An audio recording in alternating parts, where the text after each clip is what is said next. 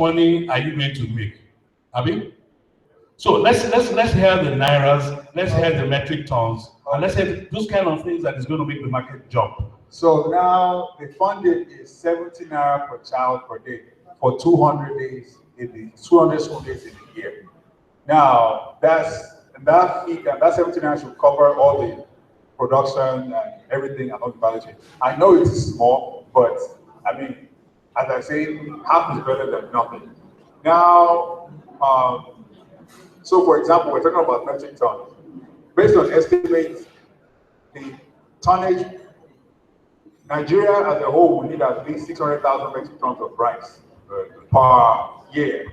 Based on each child eating one plate of rice, 50 grams. So that is in itself a large volume. I think for the egg, based on my last estimate, I think it was about 96 million crates, or don't quote me on that, but I have to do my math. But it's a big chunk that Nigeria itself does not probably consume that much.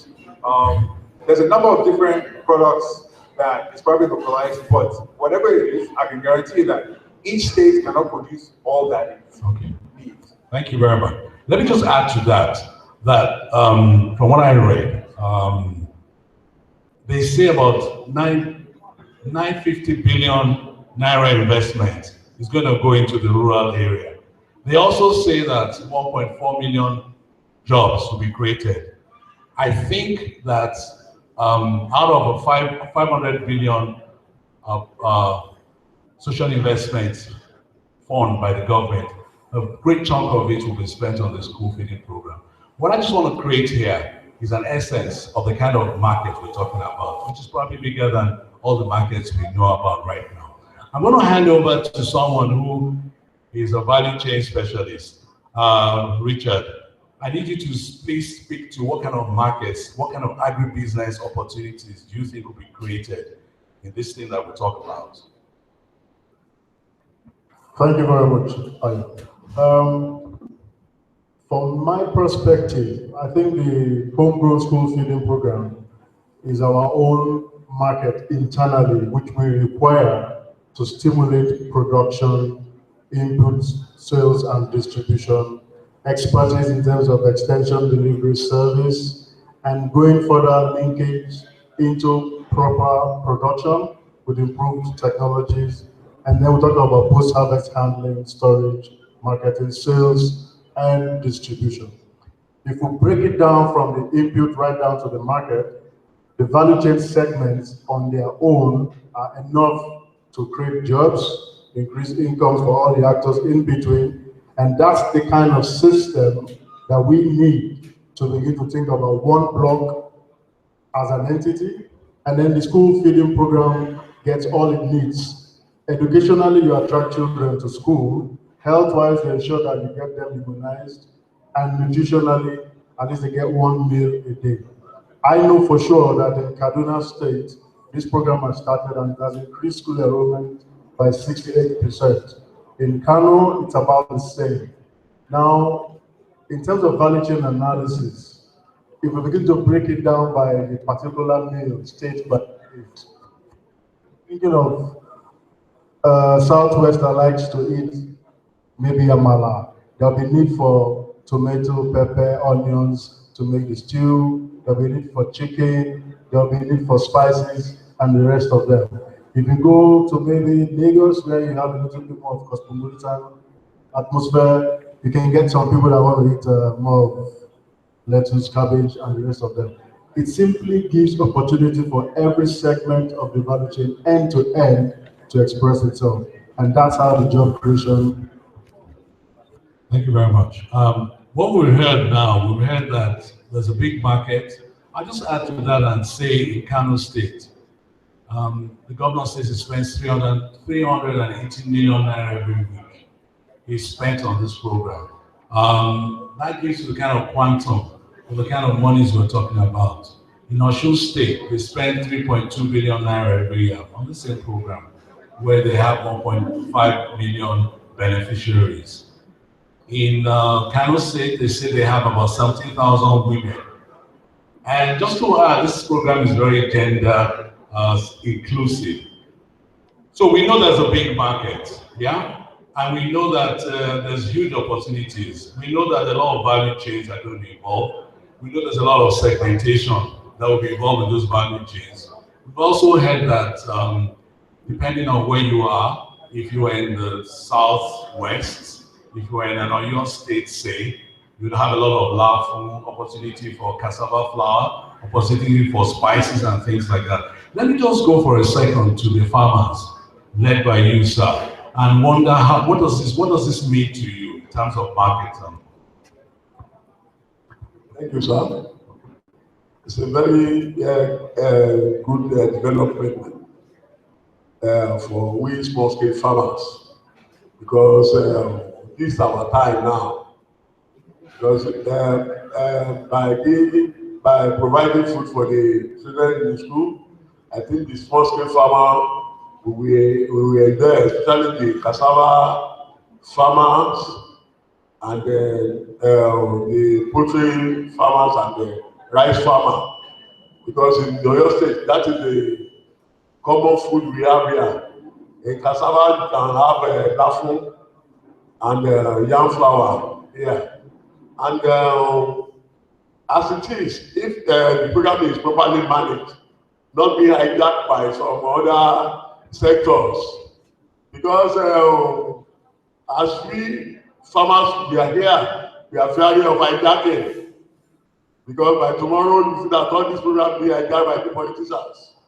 They won't give it to the real farmers, and there will be a middleman standing between the farmers and the marketers. So all these things have to put into consideration. Whatever the government or any federal government or state government wants to do regarding this system, they should put the stakeholders at stake to sit down and moderate this program so that it can be successful. Because if the stakeholders are not within this program, it won't be a successful program. We just think that the money will swallow, they won't give the children the right thing.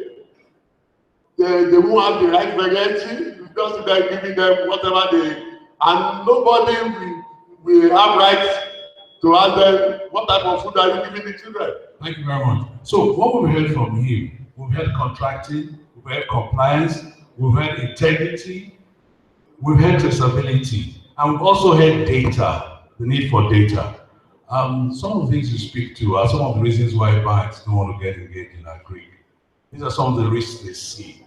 But the beauty of this type of arrangements where you have so many stakeholders is that these risks, there are mitigations and solutions. So some of the solutions, I'm going to speak to two people. A guy who has to do with data, a guy who has to do with traceability, or what he does supports traceability. So I'm going to talk to you, sir, and see what kind of mechanisms can we use to make him happy and to let him see that this is a dedicated market. He's a farmer. He's a guy that needs to produce his stock. He has a market. Is he going to remain on his contracts? That's the problem I have with you, but that's another thing we'll talk about later. It has to do with compliance, contracts, and stuff like that. But what is he going to do to you to give you the confidence you need? Thank you. Thank you very much. You cannot underestimate the importance of data.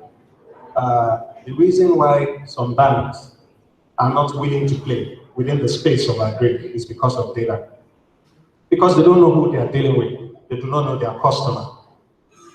So it is important that in this program, organizations who specialize in data, who have done their work, their homework, who have done a lot of work in clustering, categorizing farmers based on their location, their value chain, the cooperative they belong to, the group they belong to, their geographic location, have a role to play in this scheme. Now, you are afraid of a middleman, but also the middleman may be the answer to your problem, especially when the middleman is the one with the data. So basically, the middleman sometimes can play the role that secures you. And the middleman is the one that plays the role of the umpire. So he does the enumeration, he does the registration of the stakeholders in this scheme. And it makes the role of every stakeholder is critically aligned and clearly defined. And his role is to, through the use of technology and on-the-ground operations, make sure that things go the right way. So I may not be able to sit here and tell you specifically, this is how it is going to work. Because a lot of information is required to be able to give you that sort of information. But the role of data in this space is very, very critical. Thank you very much. Before I go to you, because I know that you are the honest broker, let me just go back to you, sir, and say, if I ask you today, I'm not going to put you on the spot, but I just want to ask you this question. Do you honestly know all the farmers that you work with? Do you honestly know the size of the assets? Do you honestly know how much produce they produce? Do you know the range of the produce that they produce? And do you know what they harvested at the last time? Or do you have the size of their farms? I'm just trying to give you a sense of the kind of thing we'll be asking you. And I'm just trying to tell you that sometimes in business, everybody has the role they play on the value chain. While you may be good at the production end, somebody might be better in aggregating, in putting down your goods together, in packaging it in the way it's needed. Everybody earns some kind of fee for what he does. But from what he's telling me and from what you're hearing, chances are that if we engage in this system, those things you worry about will not be there. And it will not be there for another reason, because he is here. He's an honest broker. He will tell us what he will do to make you happy what you do. In this instance, what do you think is going to happen? Contracting, compliance, traceability, and all. Thank you very much, sir. In order for honest broker, I would like to take that one off record. Okay, so thank you very much. We've stated the importance of information, and we've of data and converting it to information and using it to streamline these mechanisms. I want to also let me start with the basics for this. We have a school program that is supposed to develop the value chain, and at Apex we believe that there should be an incentive basis for this rather than a mandate, so that we don't try to string in some of the things that the farmers are saying. They are saying that they are being swindled and the politicians are handling it, etc., etc. We are looking at the value chain and trying to identify it from end to end. Okay, so let the politicians come. Let middlemen come to play. Let whatever happens, let it pass through. But let us be able to identify and monitor. How do we do this? We look, if we can use the data and say certain number of hectareage was cultivated, certain number of farmers were involved. Where is the location? Where is it needed? This kind of things we have to draw a link. When you have this kind of information, then let anybody come. Let a white man come. Let people come and other processors come. But we will know what is moving. So if I have 100 metric tons that was cultivated and harvested, as we speak, we're still dealing with 3% loss of harvest. So if we harvest 100 metric tons of maize, we lose 3%, not even 30%, my apologies. 30% of that is lost. So can we start with catching, stopping this post-harvest loss? Can we start with identifying where the harvest is, somewhere around the farm, or is it at the market? Can we identify how it moves? Who did it move to? Did it move to a middleman, or did it move to a so-called politician? At the end of the day, where did it end up? Did it end up at a processing point, or did it end up at the export, or did it end up at school feeding program? Did it end up at the Federal Ministry of Agriculture with the grain reserves? These kind of things we need to identify. Let us try to work on the processes and the efficiencies that we can, build it. So that's why he calls us the honest broker. Okay. We want to, it would be good for us to identify infrastructure on ground, to monitor the information and manage data, and also to identify this produce that we say we are producing and it's disappearing. So that's how we I just want to add to that we have a captive market opportunity here. And so we don't have to go as far as you're going. Because if you are in, say, my local government, which is where I'm standing right now. My kids are here, yeah? And we're producing here. So all the production is going to go to feed the kids in the school. So that probably eliminates you from this business because to be your members and not you. Because it appears to me that you're the political end of things. Actually an aggregator yourself, but that's another thing that you want to go to. I want to pick on, I'm sorry to speak like this, but in my course of my day-to-day business, I work with about 300,000 farmers. So I can tell one when I see one. You are one, but you may not be one again, but that's another discussion for another day. One thing that is important for the school feeding program, I think, has to do with specifications and rations. What kind of rations are we looking at? What is best? Because the school feeding program speaks about best nutrition and all of that. And also, we have to look at comparative advantage. What do we have around us? I do not know what technical area you are, sir, but I know that this thing I'm trying to ask, you will be able to help us so that we can look at, if for instance, we're in this region, what may be best? What do the nutrition say that are best? We have a cap of 70 naira. Yes, we have a cap of 70 naira. We also have a need to make certain people, very many people happy by way of their production. But we also remember that we have to worry about the kids. And if you're looking for food that is energy rich, is brain enhancing, what are the kinds of things? And there's of course protein, it has protein. The kids can go very well between 0 and say 7, 8, 9, 10, which is when they need all this food. We really don't need as much as they do. What kind of ration do you think we should be building? And I want to see how this will work back to him. Thank you, sir. Thank you. By training, I'm an animal scientist. So I think the program is going to work because in other places, obviously it has.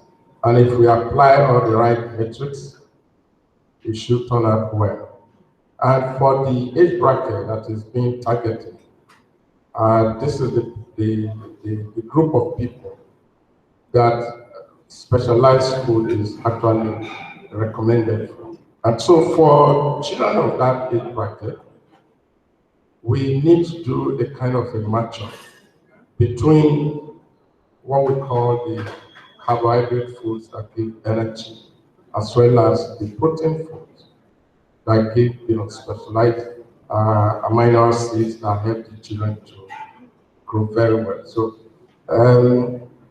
when the program starts, I think the government has to be actually mindful of this, and experts have to be involved in food science, in nutrition science, and that can come up with a formula that actually go well for this group of children.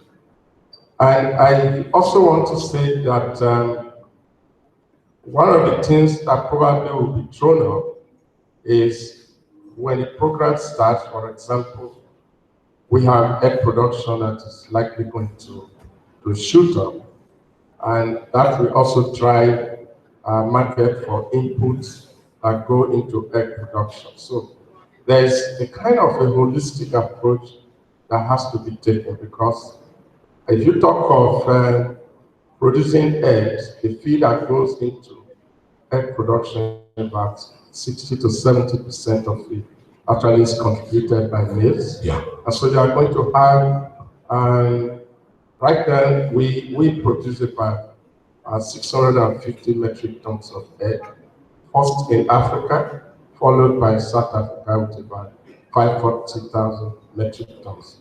So we are going to have a shoot up of demand for maize. So the farmers have to get prepared for that. Maize production will grow, soybean production will grow, and also things like groundnut cake is going to be in high demand. So we need to actually see that for egg production alone, to plan with the crop farmers and have a holistic view. And then with the food scientists, nutrition scientists, to actually come up with the best formula based on geographical location and also based on the food types that are available. Thank you very much. So what we're hearing here is that there's a lot of opportunity, multiplier opportunities, spin-offs from just say an egg production, and we're hearing thousands and millions of tons of maize, cassava. But it also speaks to an issue about the market. We have huge opportunity. I'm not going to bore you guys about it. Let me just run into this, and then I'm going to come back to ask a very, very key question about sustainability and the mechanisms that are going to drive this. So there are a lot of opportunities for inputs, for outputs, and all of that. But how sustainable is this? That's one question. The other question we're going to have to look at, I would like to look at that before that, is the question of quality assurance and standardization. Yes, there's opportunity to feed the kids, there's opportunity to make people happy, but are these things standardized? Are we going to put a NAFTA number on it to make us happy that our kids are not just because we want to feed them, making some people rich and not making the kids engage in good food? So I'm going to go back to you, sir, and ask you this question about standardization, if any. Because one of the problems we have with our produce in Nigeria is a problem of perception. It is not that we're not good enough, but we don't have the institutions that drive some of these things. And people say, for instance, in cocoa, a Ghanaian cocoa, no, I won't use cocoa, let me use yam that we heard about this morning. Somebody said, Ghanaian yam that they eat in America is not as good as Nigerian yam. Yes, we know, but Nigerians don't have the institutions to give respect. So if you had a school feeding program, I want to go back to that micro area and ask that question. What are you guys doing about standards? Okay. Or just speak to us on that. Okay, before I go on, just wanted to say Federal Ministry of Agriculture is actually here, represented by Ms. Mosu from Youth and Gender, Mrs. Tobola from Food and Nutrition. Then maybe one of them should come up. They don't want to come up. Are you shy? I'm going to walk you up. And Mrs. Tobola from Food and Nutrition. Let me just walk with you.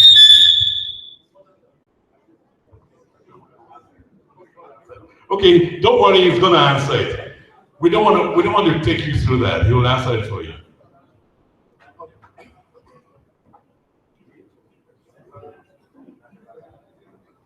Yeah, thank you very much. About the issue of standardization, my name is Adeyinka Mabudu. I'm the Senior Advisor on Food Security and Nutrition.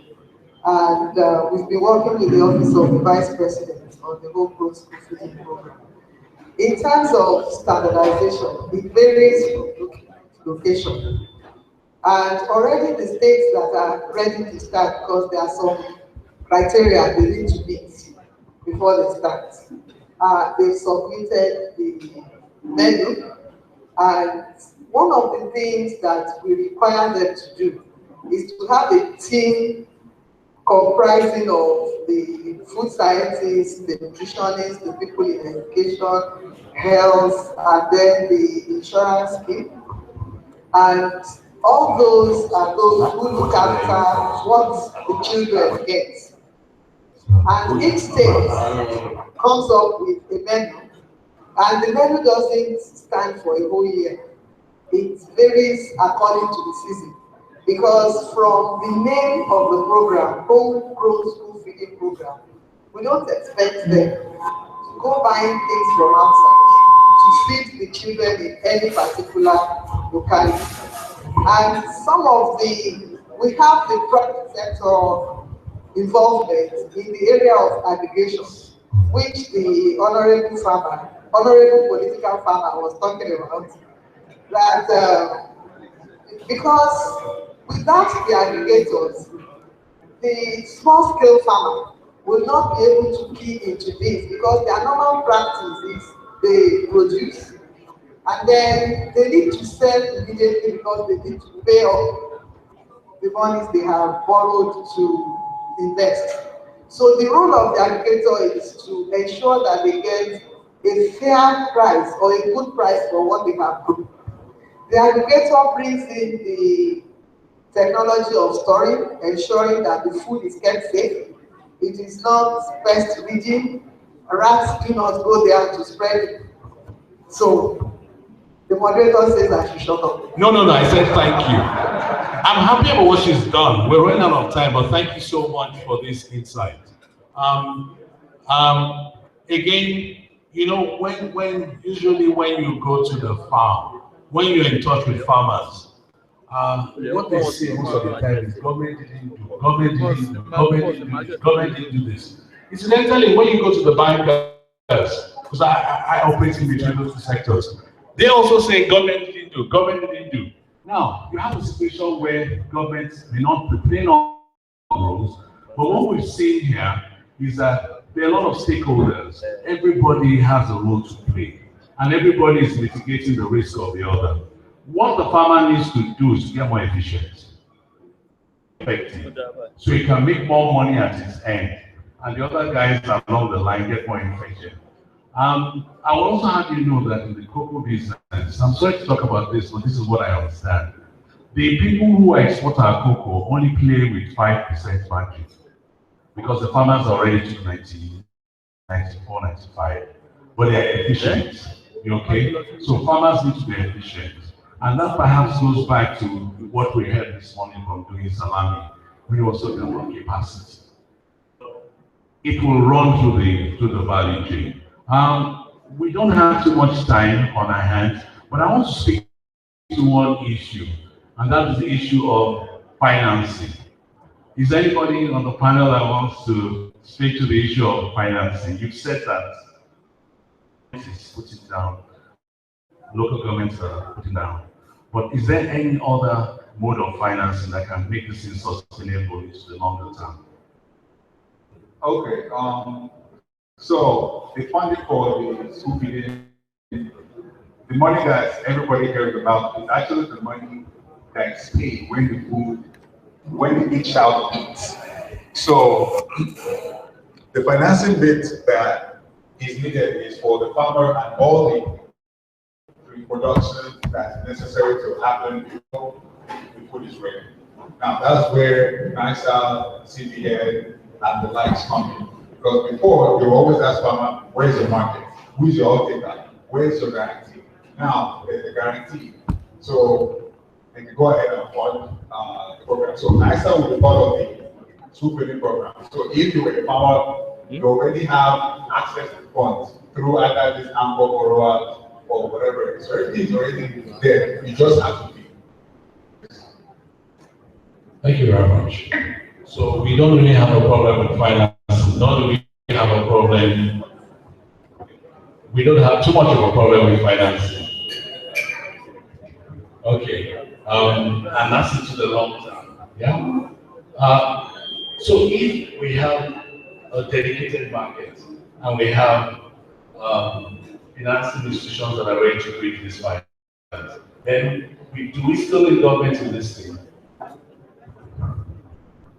Apart from just the three guys. Well, the longer term. So for the long term, which is where the sustainability comes in. So what has been designed is, so say farmers in say Oyo State need to produce maybe the school feeding program needs 1 million tons of maize to be supplied to the program. What the aggregators are supposed to do, and besides, the whole framework is from farmers to aggregators to the food vendors that will cook to the kids. Everything is run practically. Government is just by name. Federal government domiciles the money with the existing bank. Each farmer in each, so if you have farmers in local government A, each one of them are registered as in a cooperative or as a farmer, individual farmer. So when you're giving loans, you're not giving it with the cooperative name, but with each person's name. So if you default, held liable for that, get paid too. You are paid directly. So it's going to hijack. In fact, no money is ever seen. So if you don't have accounts or any of that. So back to the sustainability part. So the sustainability is, so if the state of Oyo needs 1 million tons of maize from the farmers, what the plan will to help the farmers to grow 5 million times 5 of what we did. 1 million tons will be sold at the discounted price because just variety and it's only 17, so the price cannot compete with the open. Now, 4 million tons should be sold at the open market at whatever premium. Thank you very much. I'm happy to hear this because this also puts us in another area. I'm going to go back to you, Shola, and I need you to speak to the opportunities sports future, because the sport market opportunity here will be school feeding program. But if I produce and I can plan to produce even more, as he says, what kind of markets can be created to sell all this stuff? Thank you very much. So we can, now with the kind of mechanisms in place, just a thrust from the government saying that we are going to do a school feeding program puts in enough confidence to start setting up advanced markets. From school feeding program's perspective, we already have a market of resources. 70 naira, where that money has been made available for a certain market. We are also aware of pressure from open market, which is possibly a small market of right now. So a farmer, knowing that a school feeding program exists, there's going to be certain uptake at certain points, can put a forward market in between this. So my honorable farmer said they were middlemen. Middlemen come immediately at harvest. They try to put money down on the spot and take commodities, which may still end up in school feeding program, or it may end up some other form of processing. So we have a spot that is in there. So maybe there's some confidence about that. But now, with something like the school feeding program, you have a forward market where you can plan ahead. We then find a figure of 70 naira. We can easily work it back and have a price for commodities on a forward related basis. Now, we are aware of the pressures we have also from the exports. This also puts a different perspective. Has different options for markets, which is why we say we are exposing them to high value markets.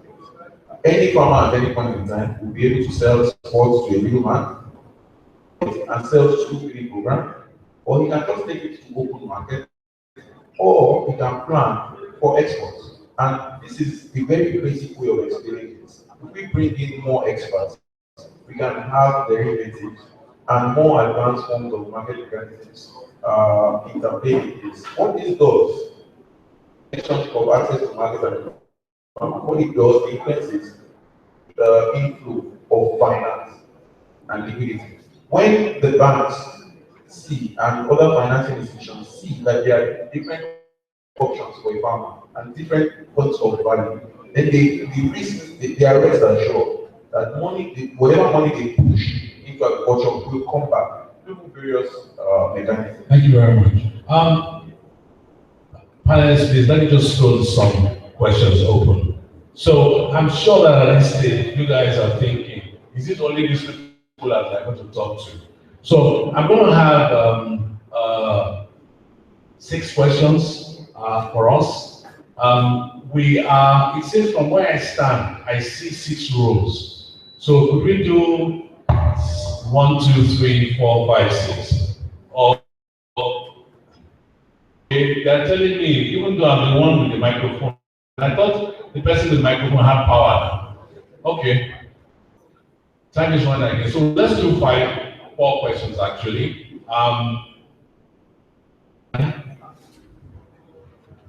Okay, that's 1, 2. Do I have anybody there?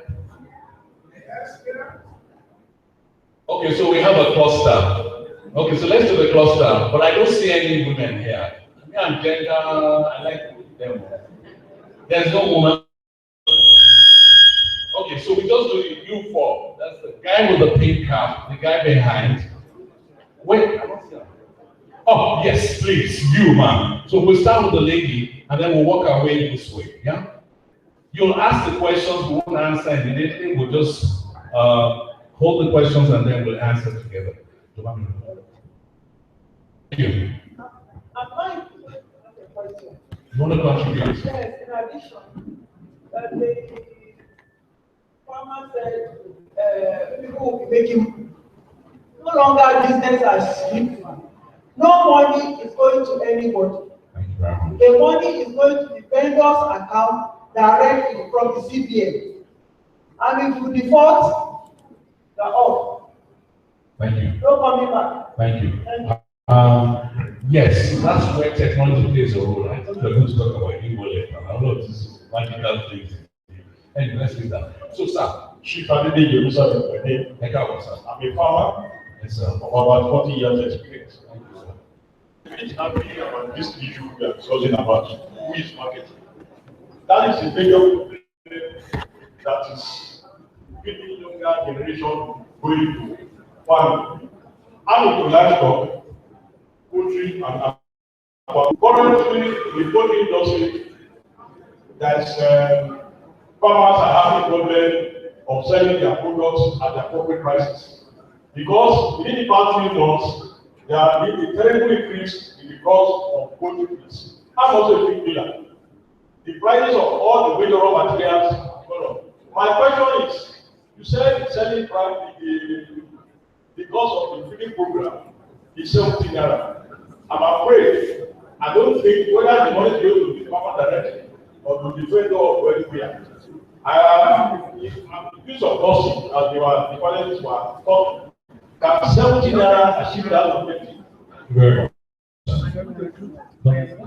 Okay, so you, sir. Thank you. My name is Edi Kelali.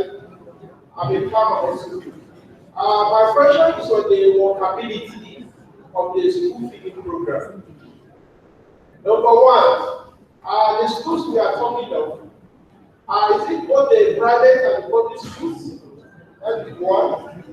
Number two, last time I can remember, the governors were invited to Abuja on the launch of the school feeding program. They are told that they are going to contribute or sponsor parts of the feeding arrangement.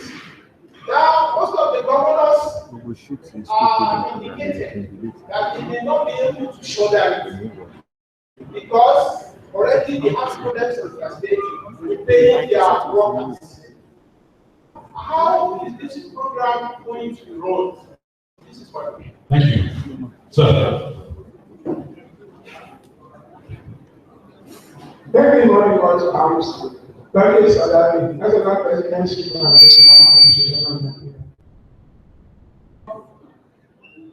We are now planning how to pick the school children.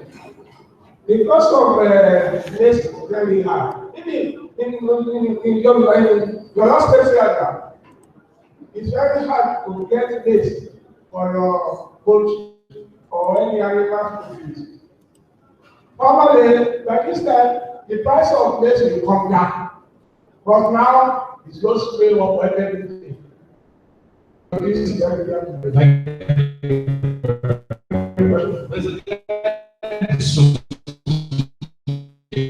That'll be the last one. I have some questions about resources. But one thing is this,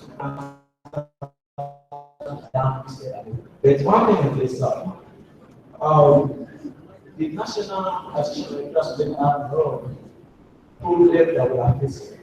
And the problem is this: the students, both in college, universities, and the school of agriculture, they ask the question to the government that why is it that government look into policies for public primary schools? Farmers, they have their own body, they look into them, they have revenue to them and the likes. Even the private and the public sector, different people that are being answered to. But there is no incentive for students that study agriculture in universities and universities. So we want this question to be solved. At the same time, people have this notion that, and the idea that students that are studying agriculture, by the time they are done, they want to go into banking industry or communication industry. And students say no, that we are ready to work with farm, but nobody is ready to absorb us. Thank you. Thank you. Can I answer that for you? Let me answer that for you. All you need is passion. All you need is to be true to a cause. You understand? In spite of everything, all you need to do is to think out of the box. But since you don't want to think out of the box, I will take you to a college in Akure. It's called the Federal College of Agric. I would like you to see what they're doing. The curriculum is driven by value chains. They have a market-driven approach. When you come out of a place and your approach is not market-driven, it is likely you will do what you are doing. Nonetheless, as Dr. Akana spoke about extension and all of those things, I think that there are too many opportunities in Agric. You understand? The only thing is that we refuse to open our eyes enough. This again is one opportunity, but when we see these opportunities, we always like to put the problems before us. Even when you know that these problems there can be mitigations towards these problems, we still mount issues, and that's why we never are able to take the next leg. Just from experience. I think he would answer those questions that have to do with the feeding, the pricing of inputs, and the pricing of outputs. I'd like you to speak to those issues. Okay, I will speak to the first question again. 17 naira achieve anything and the cost of inputs growing and everything. Unfortunately, when the price was set, the economy wasn't on a free fall. Also, unfortunately, the amount for school feeding is passed by the House of Rep, or basically House of Rep and Senate. And you know what, change a couple is almost, once it's passed, it's passed. Now, we have to now look at the situation and say, well, 17 naira is small, the economic situation is not the right way. How do we manage this? Now, that's where the backward integration works. That's when I said, the farmers that are brought onto the program would have to say, look, you're getting the cost of input at this point. The cost of production is say 10,000.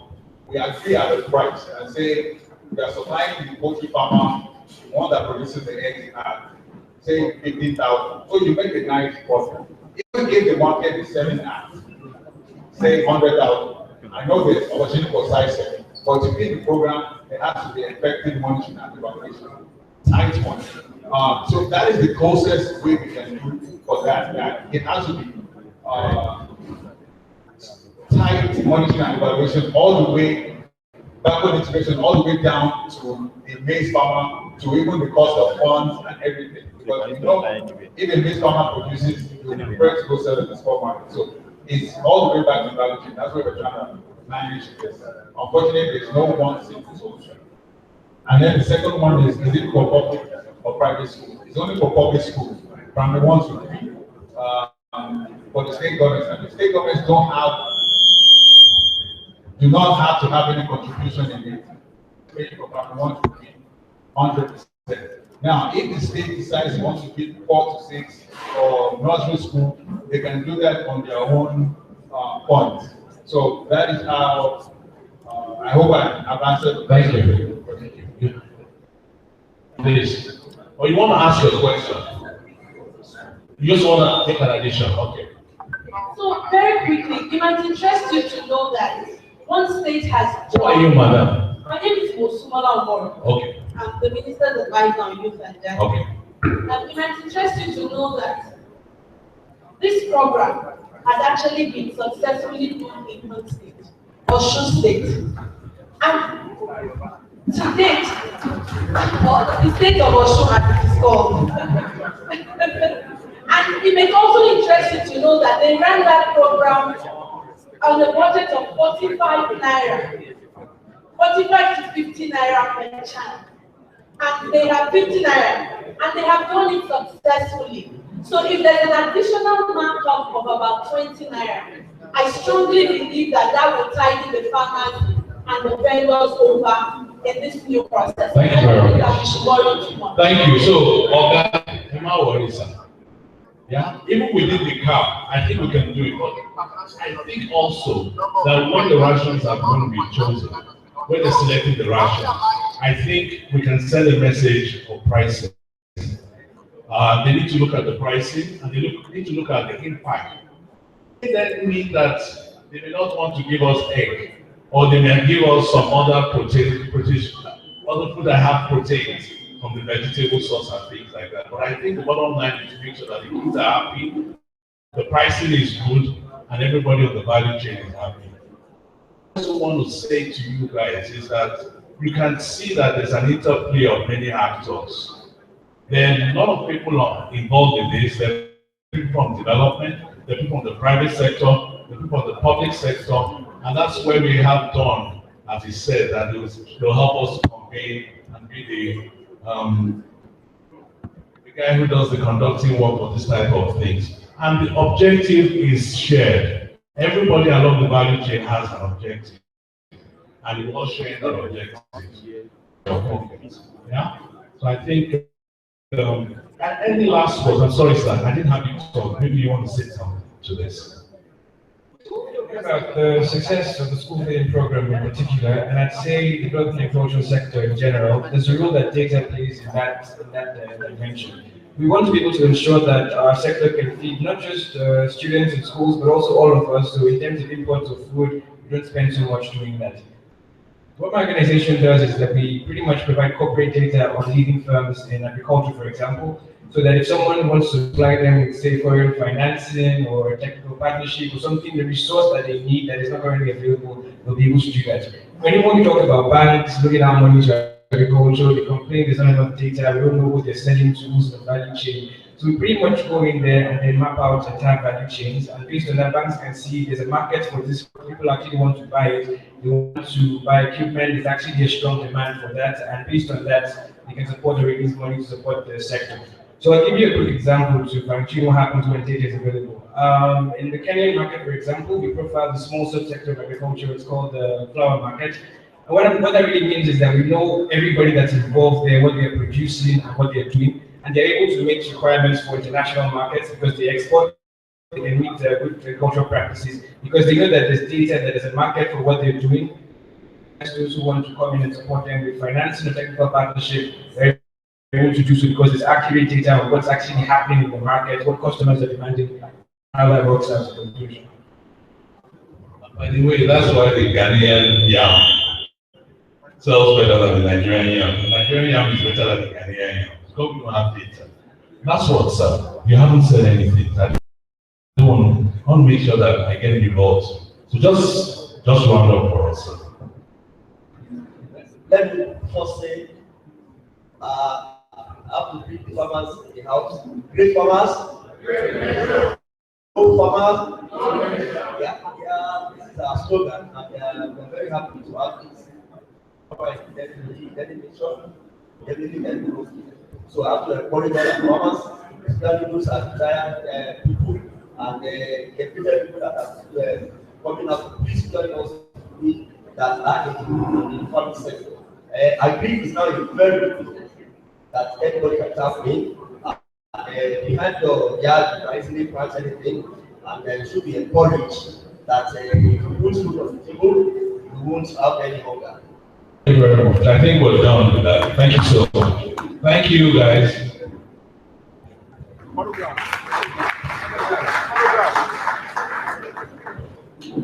Yeah, thank you for that. Good photograph. Was... Oh no, we would like to have it.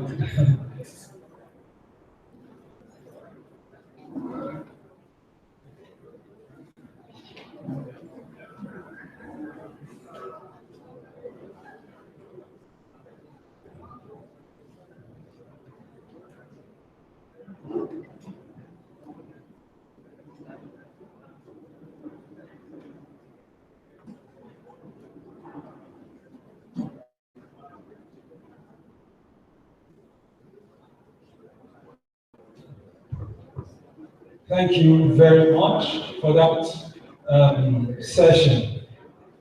We just finished looking at increased productivity and access to markets, and that session was led by Mr. Ayo Akinola.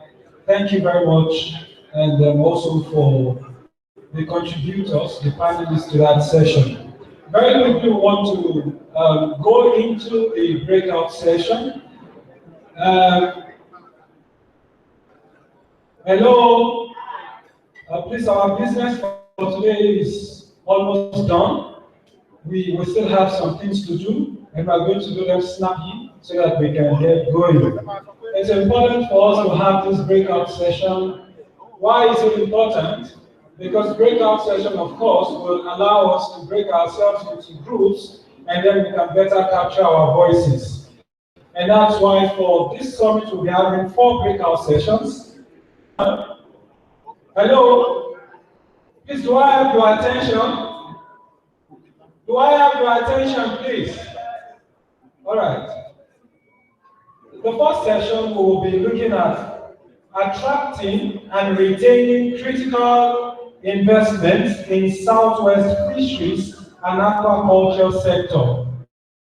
I can see that, in fact, we got one contribution from our daddy who has been in farming for the past 40 years. I'm very sure we'll be interested in this. And to moderate this particular session is Mr. Govindaraju, the Chief Operations Officer, Premium Aquaculture Limited.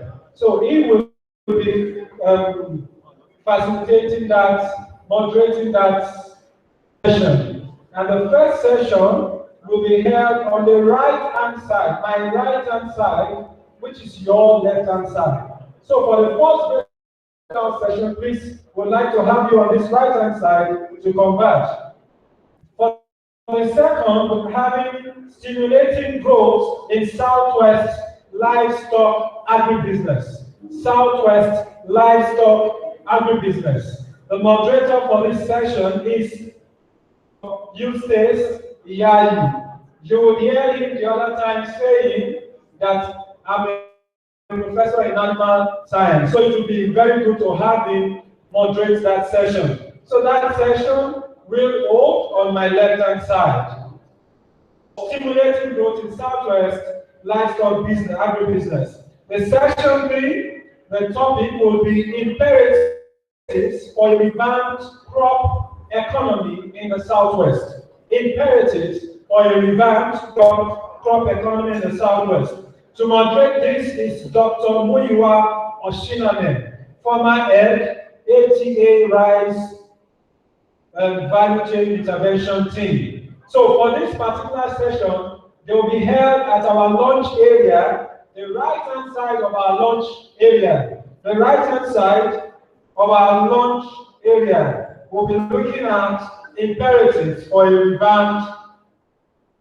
Please, you can move to that. Then the last session is vitamin for R4D, that's Research for Development and ICT in Southwest Nigeria. This will be moderated by Mr. Wole Odetayo, CEO with Innovation Hub. By the way, Innovation Hub is here in Ibadan, and earlier this year they held an agri-hackathon. So that will be for the sessions. But before we go, that we have agreed to do with this summit is to use this summit as a platform to lend voices and to lend ideas to the current green alternative policy. How many of us are aware of the green alternative policy? Now, what we want to do is we have a questionnaire that we are going to administer at every breakout sessions. From the questionnaire is to talk about the implementation of that policy. We have some questionnaires that some of us use to your breakout sessions, and we are looking at, is there need for an agency to run that policy? How should it be run? So we would like every one of us to participate in that exercise, because this input from that exercise will be collated and sent to the appropriate authorities. So at your various sessions, a facilitator will be coming for just 3 minutes to administer the questionnaire, hand it over to you, and get your response. So please, let's start moving. Let's start moving. My right-hand side here is aquaculture, number 1. Number 2 is my left. Number 3 is right-hand side in the launch area. And number 4 is left-hand side in the launch area. Okay. The number 1 is attracting and retaining critical investment in Southwest fisheries and aquaculture. That's number 1, right-hand side. Number 2, stimulating growth in Southwest livestock agribusiness. Number 2. Then number 3 is imperatives for revamped crop economy, launch area, right-hand side. Then number 4 is vitamin for R4D and RCT, ICT in Southwest agriculture. Launch area, left-hand side. You will get facilitators who administer the questionnaire. Thank you. Please, let's start to move to our corners. Thank you very much. We will reconvene in the next 45 minutes. Convene in the next 45 minutes.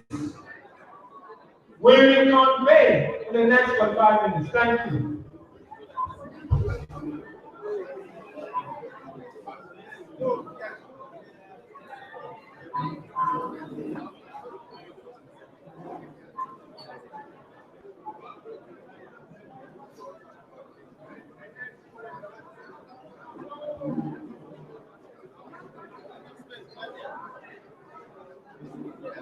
For the farmers here, the questionnaire is an opportunity for you to contribute to the implementation of the policy.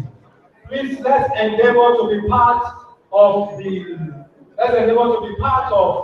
those who will fill the questionnaire. Thank you.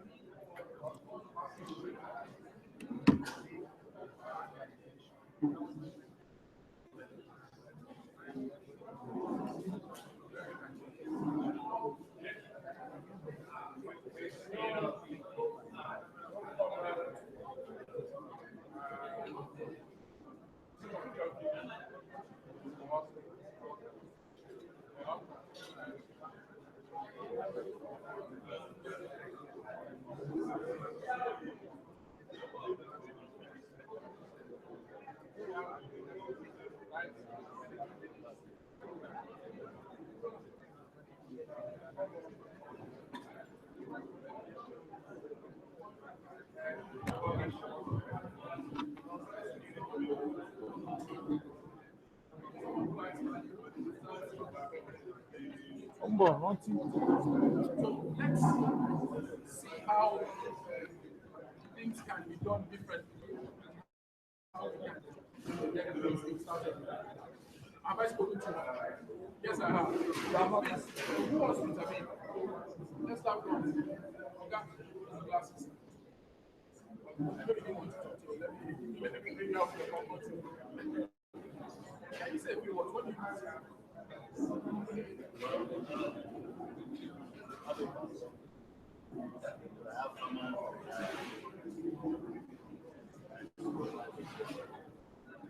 Also do little fish farming.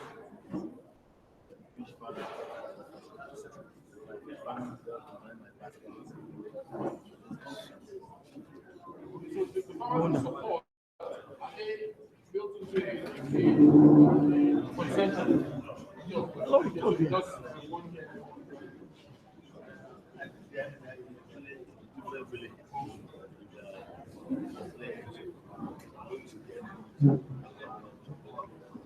They haven't started yet? Aha, you are here to answer the question. Sorry.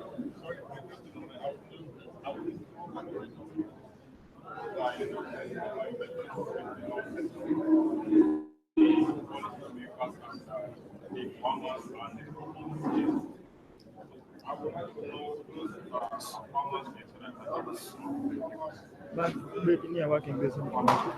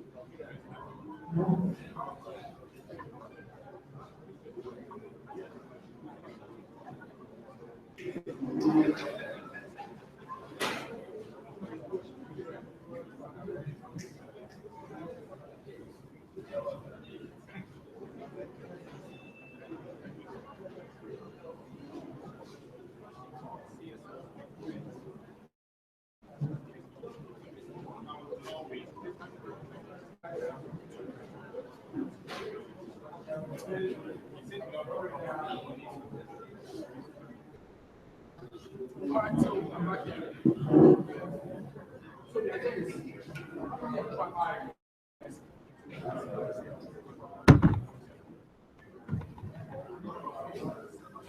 what are the challenges you face? Apologies. So what are the challenges you face? It will all be built, connecting into that ecosystem. I'll leave you to give me ideas as to what the realities are especially in who wants to fight at the chair? All right. Can we break the whole text? Yes, thank you. My name is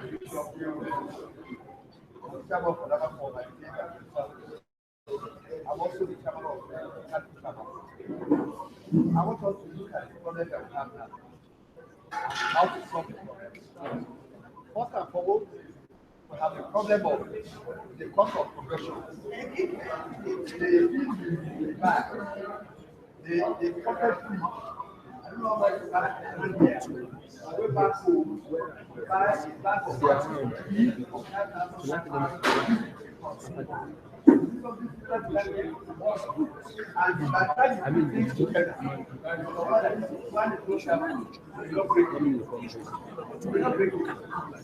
that's number one problem. How do we solve this problem in healthcare?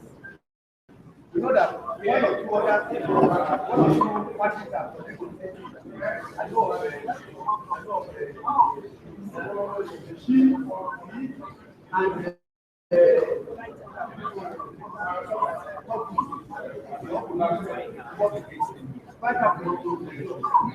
But you discover that this one's always good for you.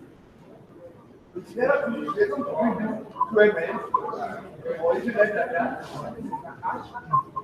They always do that.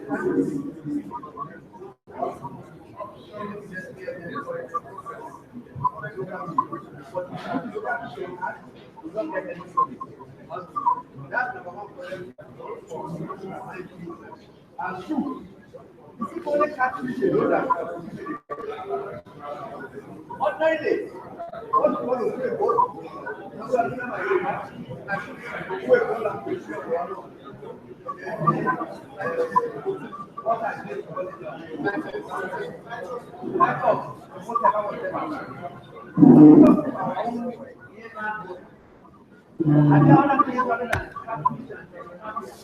that might be good for our land here. They are cool with that. Because catfish itself has a lot of problems. People of my age are not advised to eat our own food.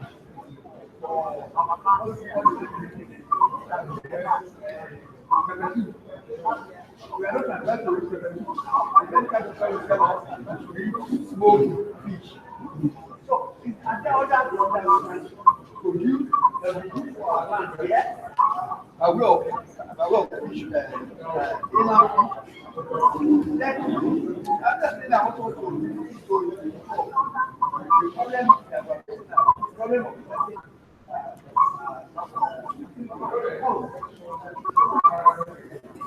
so that some place out of Adama and with what otherwise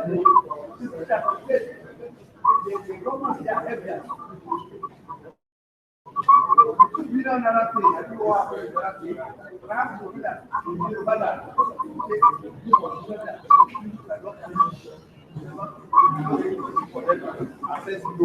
And this is a fact.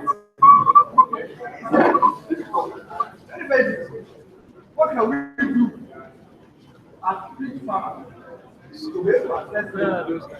Then, and the other when you produce, who buys your product?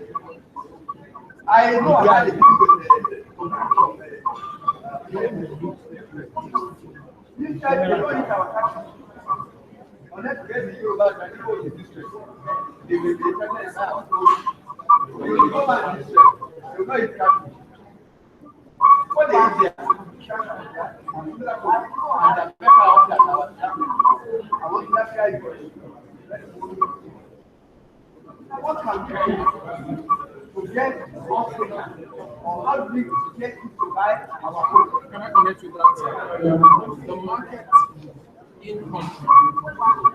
Because it's one thing to think about reaching Israel. Right? I'm not even particular about this now. I understand. So the market is like, how do we get the market? Yes, and how do we sensitize again? So you can you're still in this conversation. Okay. How do we sensitize the local populace to begin to gravitate in the direction of what we produce?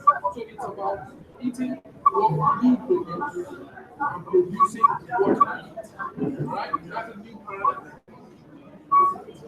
So eating what we produce, yes, and producing what we eat. What we want to eat. What we want to eat. So we want to convince our people to be in a position to take up like what we do. How do we achieve that? That's a question. How about value add? Alright? So the way we know, I've added what is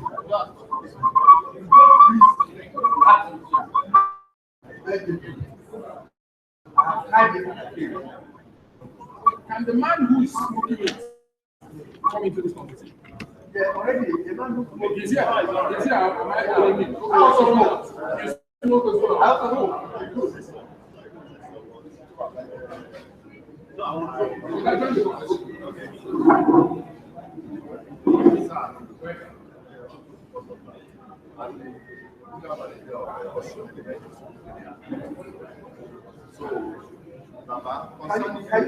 You are the ones who have implemented the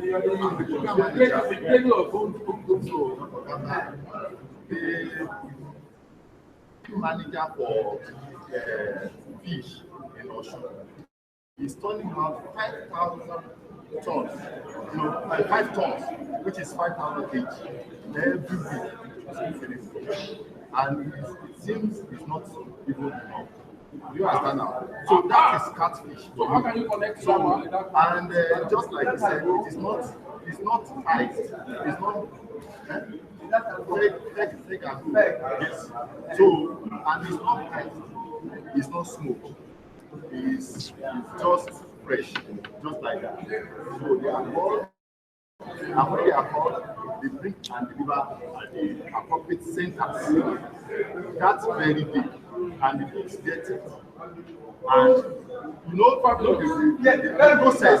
Let me let you know exactly that I know what I'm talking about. That, hey, just to read it, and I actually on the behalf of it. They started this project about 4 years ago or 5 years ago. To get the company today, it's almost a millionaire. That's why all of you that they are acquired. Fantastic. So I was there when you gave it $1.2 million. So you're confirming the fact that you need to connect to that. It is because you have financial who knows hey, and what we fed, you have to raise it up. How do we get that up? Again, that's a point. So we are talking about the just discussing which is school feeding program. That is it. If farmers are supporting the implementation of school feeding program in every state, there will be better access to market. That's just so especially. Thank you very much. This is the matter story. And we're looking at the fact. Thank you very much. You can sit down. No, you can speak. Please, I sit. I can see your yeah. I think that's where I get because okay, right now, there's an association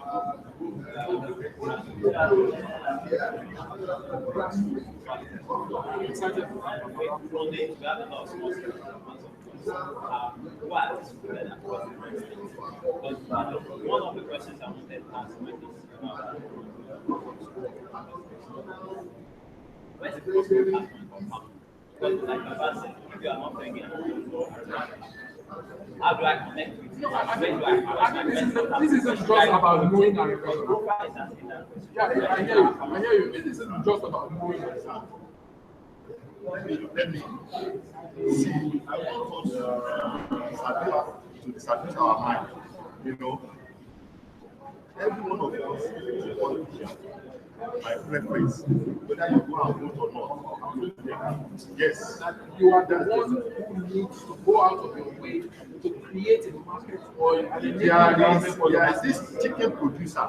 Every government that has come to Osun, chicken producer. So, but I'm talking about PDP, APC, whatever. AG, they are working with. President has to do with integrity. He doesn't know party anymore. This is about market. It's about market.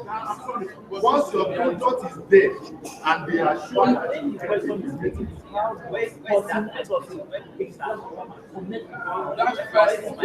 first contact point he asked about has now been swallowed up by the fact that Fede goes and that's the point we don't do. Okay, beyond that, Arabeshila has helped his farmers. How can your own development, how can your motion help you with his farmers? What about the state where the government says, go to the federal government and the federal government declare state of emergency on agriculture? For now, there's no money. Can I help? It makes a lot of sense to hear you say that, sir. I am in the media. I want to hear you on which work or then if you don't, then you cannot suffer around in silence because it's the kind of thing we need to ventilate and put them on the spot to tell us what they mean by that. Okay. No, on the serious note, you should have the right to say that it's false. I'm saying this without betting an eye. Yes, please. name is I'm a Zambia farmer, vice president of Zambia Agricultural Development Association.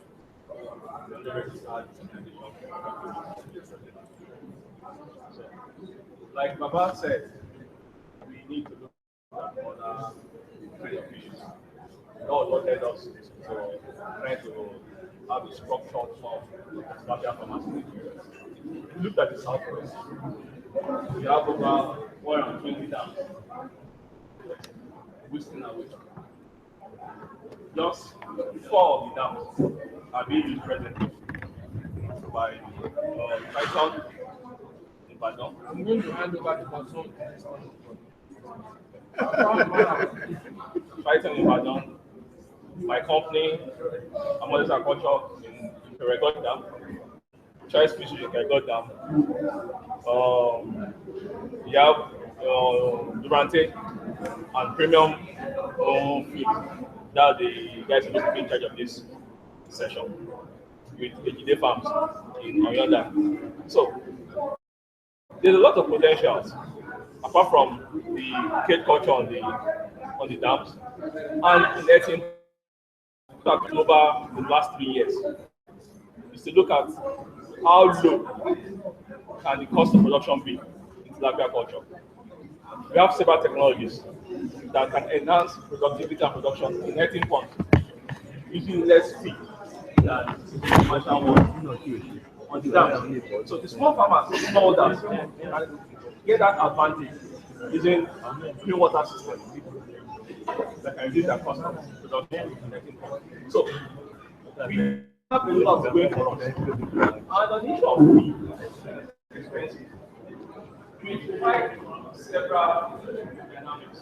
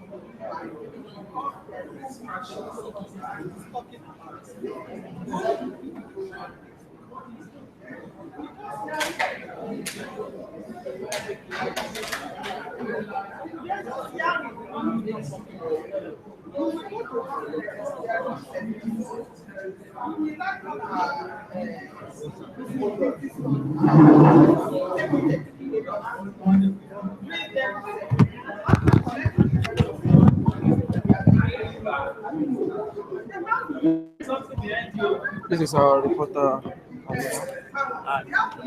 Oh, it's Inai. Hi everybody, hi, thanks for coming. Thanks for watching.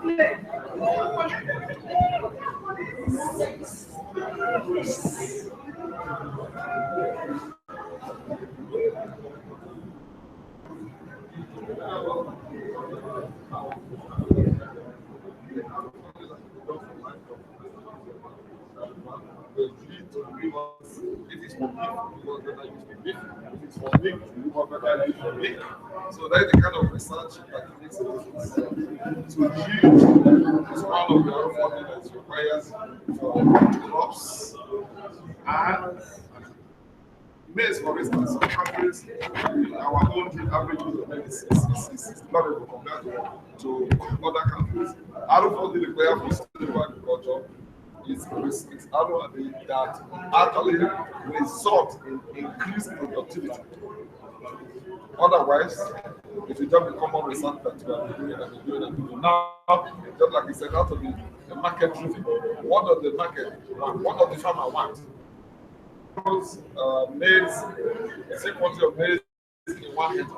One get 500 tons, and the other one gets 1,000 tons. Who will be happier? So that is the kind of input, the seeds for planting. That's the kind of research we improve seed varieties that will deliver high yield and at the same time meet the quality that the industry requires and that the consumer requires.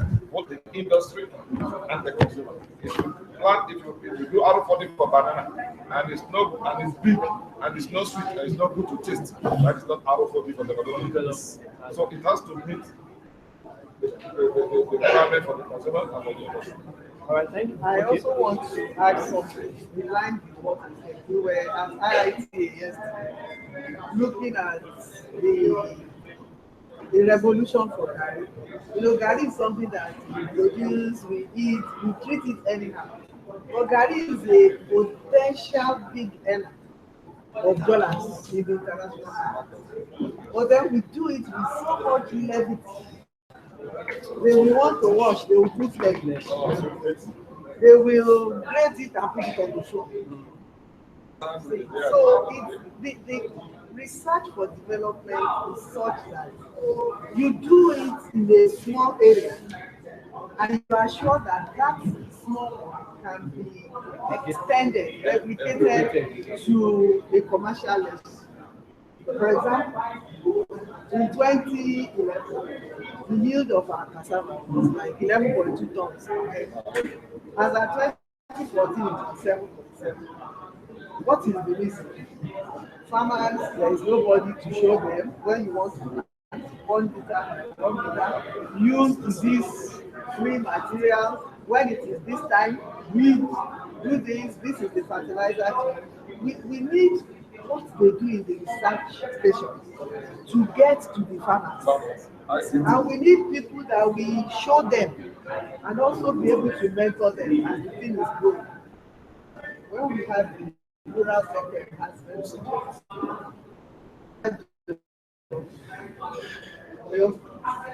and the market we targeted was Guinness. That was when we started using grapes in their brewery. So we went to them, what do you want in your place? They told us, this starch content, this kind of thing. And we got that right and decided to do it with a group of farmers. And the AGPs were doing functional. So the AGP Shani was the one that worked for the farmers. Showed them 75 centimeters and 75 centimeters with everything and showed them how to spray in the gas.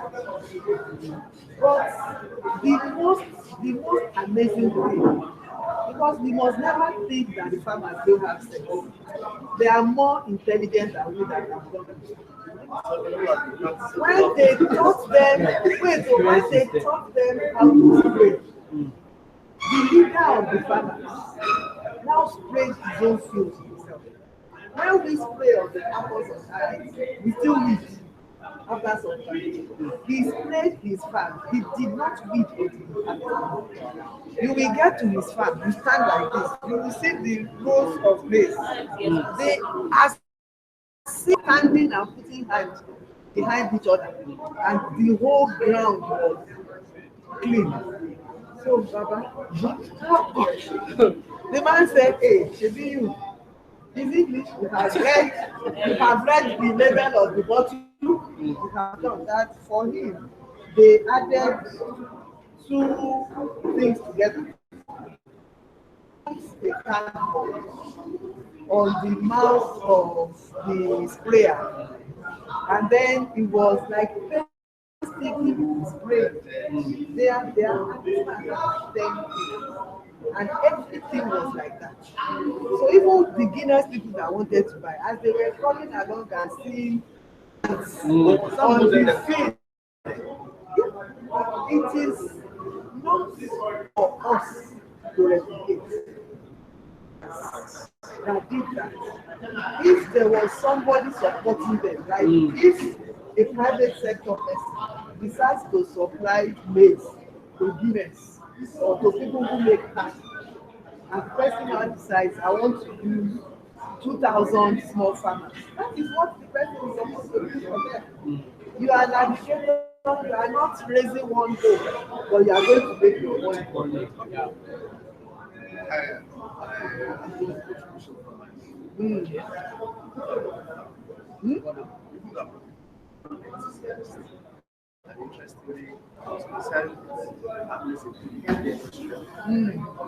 Speak up, like this man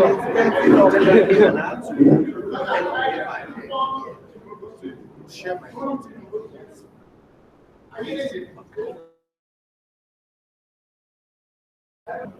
There's something that surprised me and interesting is that over one of the administration when the president came, but the interesting thing is that people solution hasn't been said is a sustainable thing. It's not only we flourish for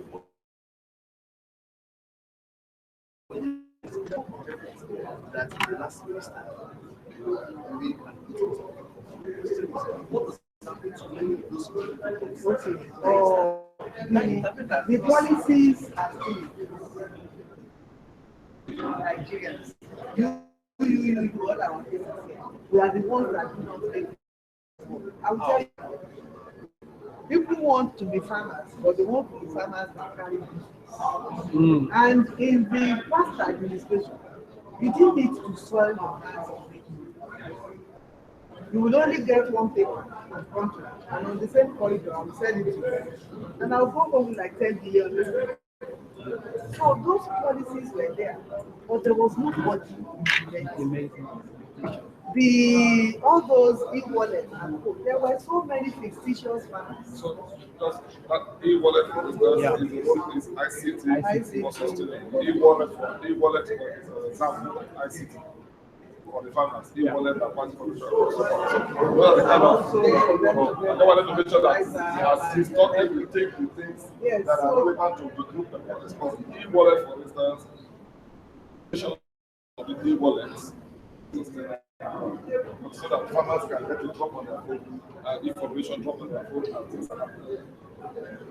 And also,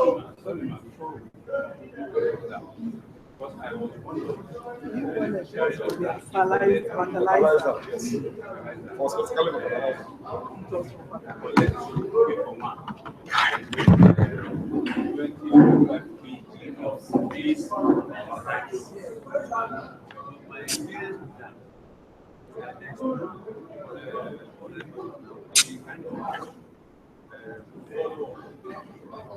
Farmer just protects. Nobody follows you. So for that extension, like form groups. So there's a person that will connect the groups and see how individual is doing. That's very important. That is the future. That is the future. Because there should be farmers. Like that man that I said, he was one that said how to do the project was not money. They were still supplying. The project ended in 2010. And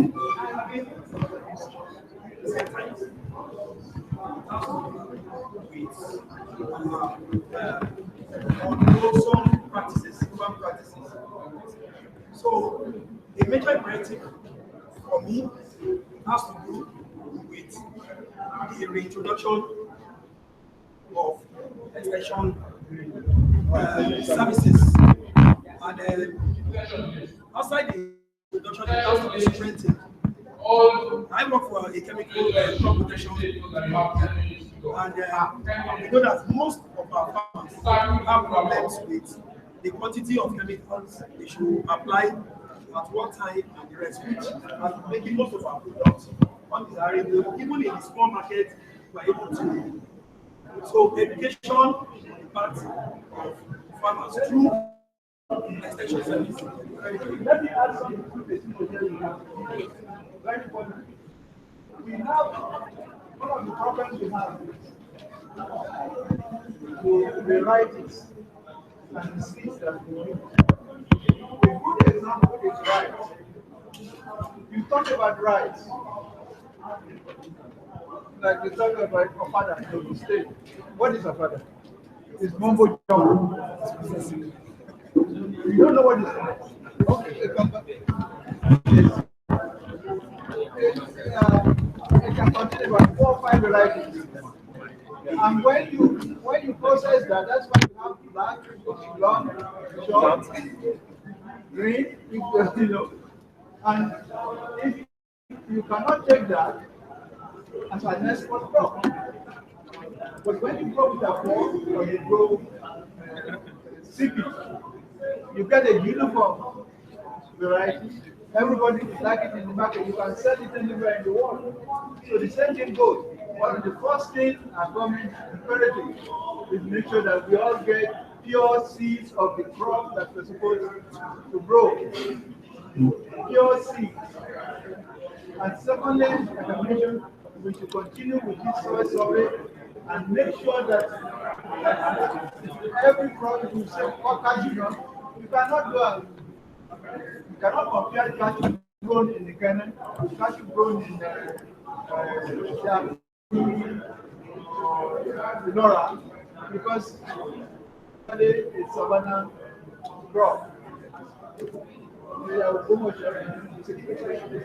It's a Savannah crop.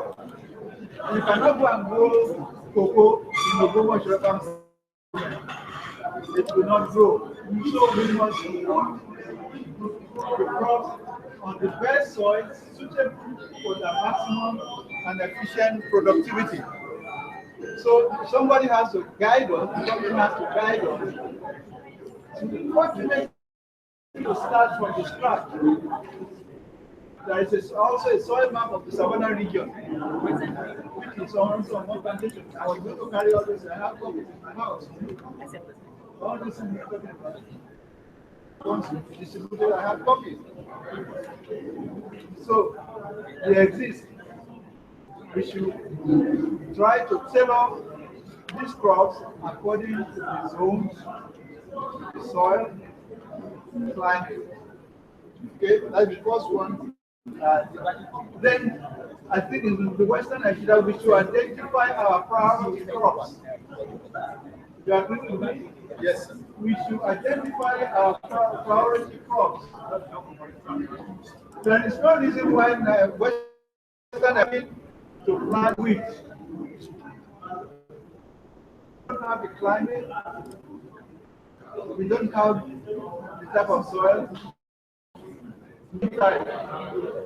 So we know our priorities are things like cassava, maize. We know we can grow cotton, so parts of Western Nigeria. We're going into the state, in the state, and the other state. We can grow cowpea. So our priority crops according to our environmental and soil conditions. We are agree with that. Very good. Imperative, which I mentioned earlier, these inputs, which include seeds. Inputs fertilizer, they must be available. I'm not saying for free. Let's get that point straight. We are not going to get it for free. But if it is available next door, and we know what store to go and buy, and there's government supervision to make sure that they are not sold at exorbitant prices, farmers should be able to go there and buy, isn't it? So that's an imperative. Then collection centers. If we grow, we harvest, somebody must be able to take it from us right away. You don't have to go. It always pains me when I see rice farmers after harvesting. They are going to be the one to go and parboil. They are going to be the one to go and send the market to the mill. It should not be like that. We should have a chain whereby somebody takes away from the farmer, he goes to clean it. He is the one who's going to sell it to the miller, and the miller is going to be the one to take it to the market. So that our collection system must also resemble what was done. Okay? And so storage, there must be some kind of storage. When the buyers buy, they must be able to sell, to store, so that the mills can have continuous, that they will work for 2 months and they will not have material for the next 10 months.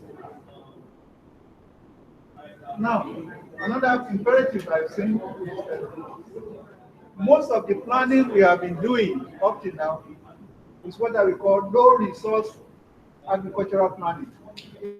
Low resource. You don't want to put money to it. Now, if for your state wants to be a good rice producer, even though there is no flat land for the big farmer in your state, there are some plateaus that can be converted. Therefore, even though they are, but if there is a river on the side, you can put a dike on that river. You can have an irrigated field. How many hectares?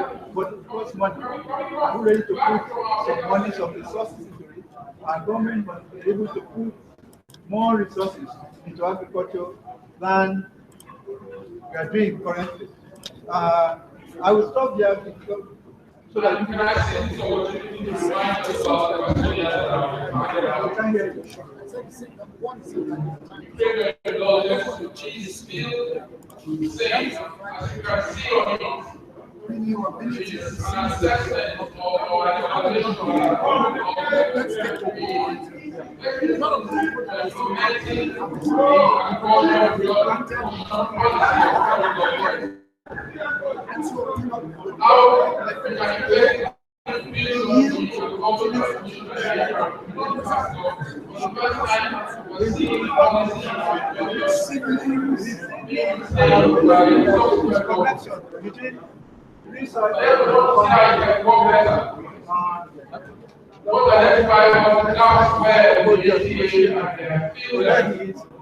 He's the one he has the bread the cocoa that can yield in 18 months.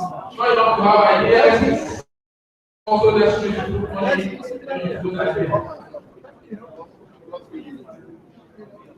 they say they want to hear you for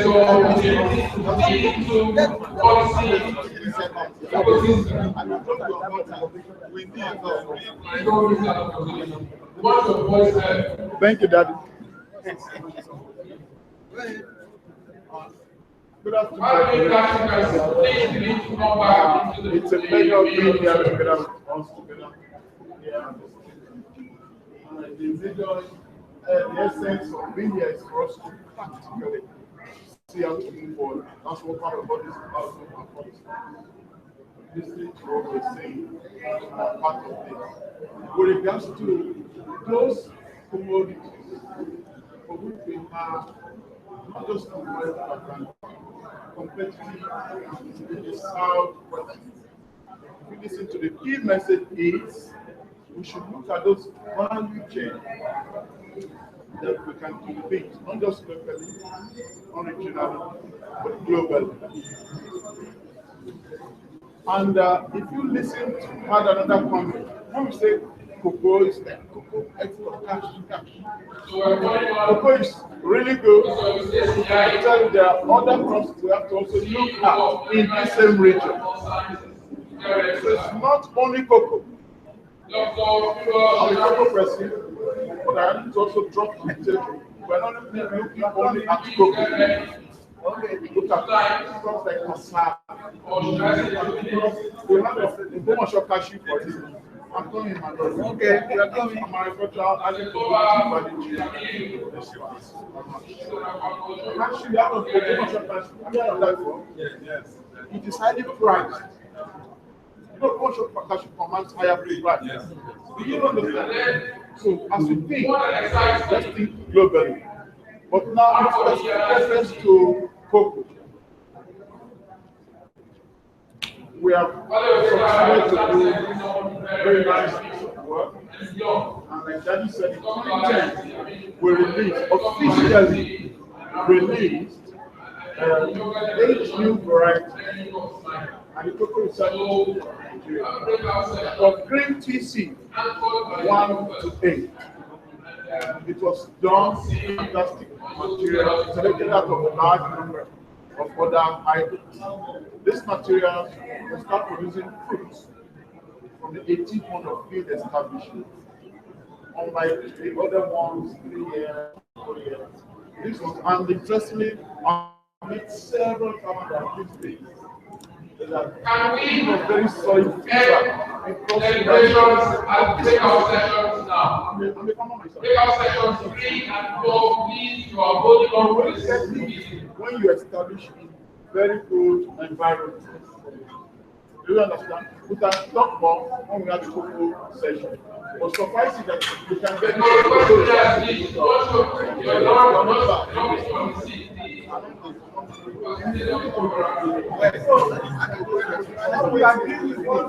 Yes, I can report on it. Yes.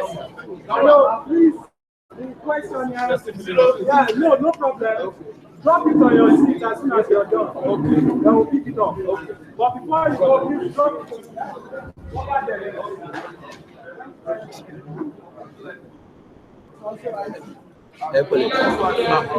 Not being in life. Thank you very much. Yes, sir. Also, the organization or is representative anyway.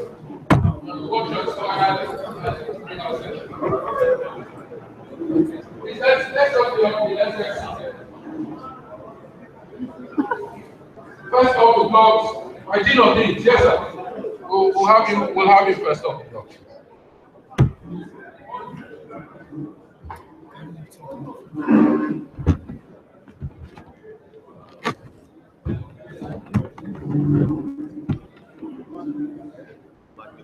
I call you the Dean of Deans because we know. Thank you very much, sir.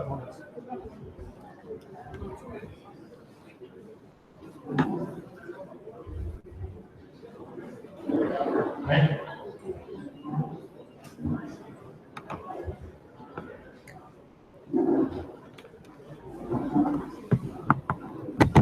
Right group target.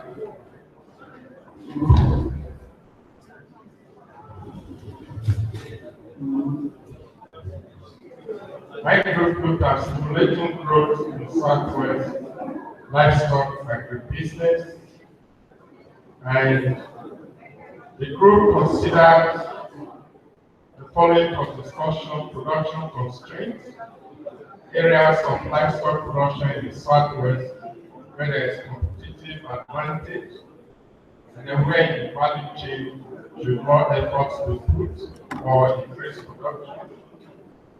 Options for processing, both for local and international markets.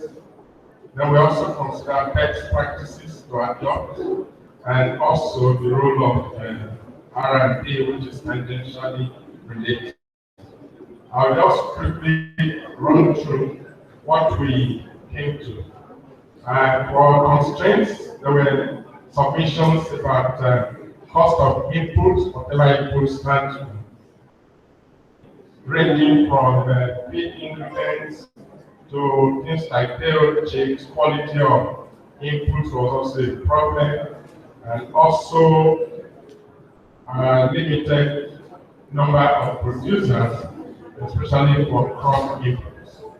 then sheep and goats, the PPR disease, as well as absence of artificial insemination.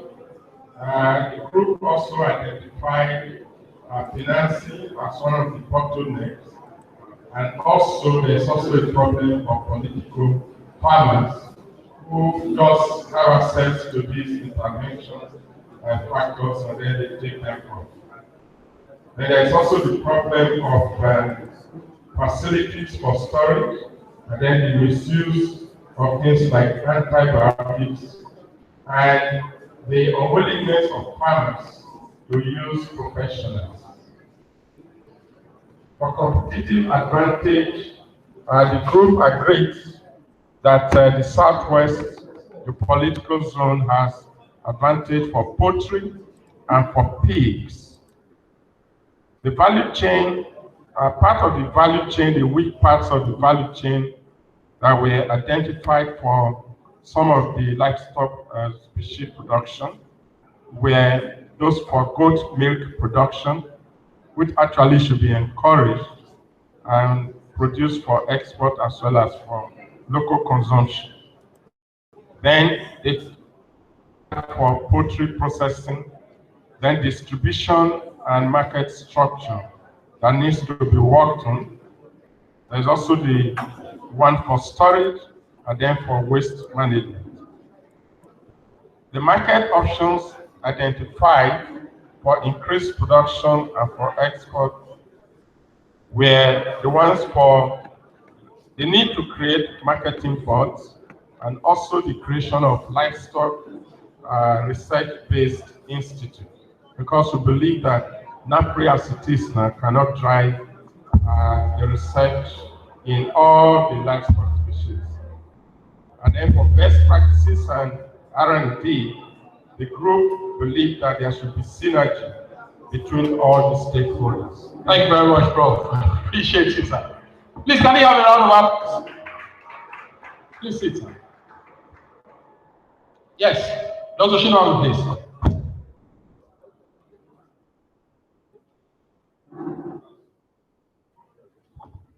Thank you very much, Mark. The group looked at the imperatives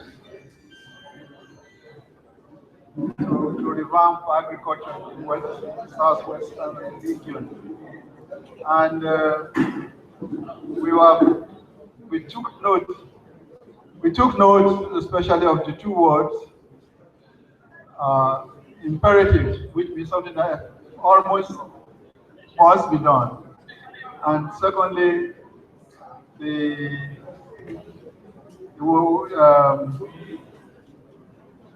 word revamped. That is, what can we do better than has been done before? Which acknowledges that there have been efforts to improve the crop economy in the southwestern region. So we looked into that. In those days, in the past, the southwest crop economy depended on cash crops like cocoa, oil palm, cashew nuts, which were very well planned and executed as value chain from the beginning at least to the point of sale. The cocoa was planted on well-described soils that are known to be good for cocoa. When the farmers planted good seedlings recommended by and provided by the government, they had chemicals recommended, and they had a good extension service to follow up on all these recommendations. The farmer knew where to go for seedlings, knew what to do in case of black pod disease or diseases, what to spray and how to spray, because there was good extension service to monitor these crops.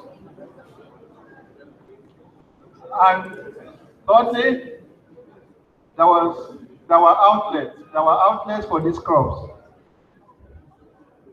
The cocoa board, they bought the palm kernel, the cashew people, they bought at very good prices that encourage the farmers. So, but unfortunately, there was no organized crop economy for food crops. And so, if we are going to do this over again, one of the first things we should do is try to organize a crop economy for food crops in southwestern Nigeria. And how are we going to do this? We must determine the priority crops for southwest Nigeria. I'm so sorry, sir. I want to just give you 1 more minute, just to wrap it up. 1 more minute. 1 more minute. We must identify the priority crops, and the crops must be planted in the right places.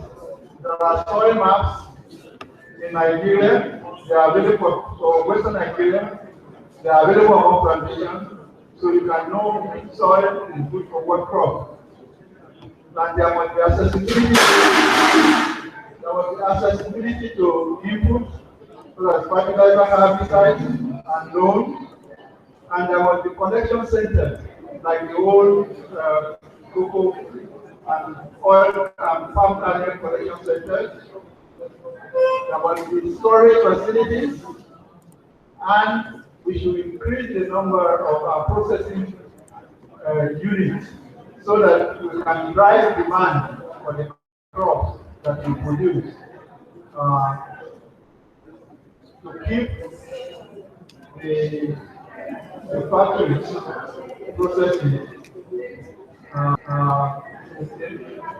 keep them busy all year round. And lastly, we should start now. We should desist from low resource agriculture, planning for low resource agriculture. We must be prepared to put money into agriculture. If you want to do irrigation, I showed you why you cannot grow irrigated rice in southwest Nigeria. If you can put money to preparing the ground, leveling the ground, and make it live and make it grow. Example is this in Kwara, Lade Tam.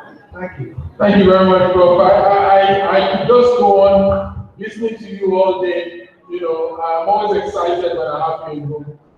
Thank you so much, sir. Mr. Tamil, just quickly, sir, we don't have any more time. We'll cut you off at the end of 2 minutes. Yeah, the agricultural value chain. We look at the problems of agriculture and alternatives apart from the monoculture we do in catfish. Looking at the alternative of tilapia culture using our water bodies in the southwest. We spoke about the over 100 dams in the southwest, which can be utilized for aquaculture to reduce cost of production. Then we talked about the cost of feed, which the big condiment of our production cost actually goes to 70%. And we look at alternatives of reducing the cost of that to make the fish more affordable for people. And that boils down to the fact of having a data of production, linking it with the production of rice, of maize, soya, which can be used for production for our feed millers. So we're working the downside of the raw material section from the farms to the feed millers to reduce the cost. And so we can actually stop the production of the local content instead of still bringing maize and soya with forex. Talk about the off-takers. The government needs to come into play because if the government is having intervention in CACS, tax loan, CPN intervention, they have a ready market in the military, in the school program, in the prisons, the youth compass. If we can walk into that, then actually you have a ready market instead of off-taking for our aquaculture products. Then alternatives in terms of poultry waste for production of feed. So those are the things we want to identify and how. Mr. Chairman, I would love to hear it more, but 2 minutes. Thank you very much. All right, so someone who excites me, like I said earlier, Innovation Hub, who oversighted the ICT out for the session. So let's hear it. Thank you very much. We'll talk about the vital need for R&D research for development and ICT in Southwest, and some key points was made mention of. And we said we cannot overside the need for us to actually get more information as far as research is. Before any development can take place, there's some research that has been carried out. And some of the points we were able to raise was number one, there is need for us to carry out a survey, GIS for farming as far as the southwest area is concerned, to know what works best in each of those states. That's number one. Also, there is need for us to create a platform through ICT, connecting the farmers together, and also trying to let them use this ICT platform to take away some of the gaps. We identify that in the value chain, there are a lot of gaps that are involved, and which ICT can actually handle. Also, we made mention of there is need for us to translate complex messages, to a simpler one. There are a lot of these farmers, some of our target people that we are the target audience, and this farmer that we need to communicate to them in languages that they understand. That sometimes you place some information online, but it's not well understood by them. So there is need for us to be able to make sure that the information are well understood. Also, we talk about need for us for farmers to make use of e-wallet for sustainability as far as agriculture is concerned. If ICT has worked in other sectors, I believe that ICT can work in agriculture and it can work perfectly. And lastly, I want to say we need to leverage on ICT on social media. There are a lot of platforms on the social media that is related with information as federal government, state government, that we can leverage on to get information per time. Thank you very much. I mean, what's your name? So, Benny, I'm excited about the fact that you oversighted that session, right? Okay, so how many of you there in that room, or how many of those who are listening to you, actually have, say, Twitter handles? Did you find out? Do that, but when we talk about the aspect of leveraging on social media, everyone's like, wow. So I guess people that are seated there actually have maybe Twitter and so you're going to be like an advocate too for your generation, those who we know, are tech savvy and on social media most of the time. Okay, you're going to be advocating for them to get more sensitized about agriculture, right? Yes, because when you see the use of nowadays that social media, so to be able for you to, when you are targeting the youth, go on social media, go on Twitter, go on Facebook, you can get the right set of people that you are looking for, and that is where the information can actually get across to them. Yes, sorry, someone said, if you want to hide something, put it on paper. But if you want people to target it on social media, maybe in a pictorial for people to get more, information. That's right. Thank you. Appreciate it. Please, a round of applause for all our breakout session moderators. Very grateful to you, Mr. Tammy, we are grateful to you, and Dr. Shiname, my daddy, we are grateful to you, sir. And of course, the young man for innovation. Thank you very much for the time. So we're going straight into the final session. And this final session has to do with land. Primarily in agriculture, before you can produce, you must see basic. Oh, of course, there's now, there's now production that can be done, in water and sometimes in the air and all of that. But in Nigeria, when you're speaking about production, you're looking at land. And we remember that we have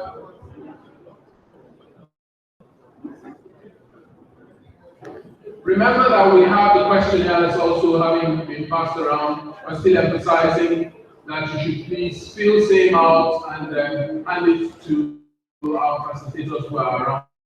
There's a high-level dinner this evening. Those of us who are invited for it, please be informed. And for those who haven't been invited, you can find out from our colleagues the process for which you can be part of it. So straight to the final plenary. The mother of all plenaries, actually. All right?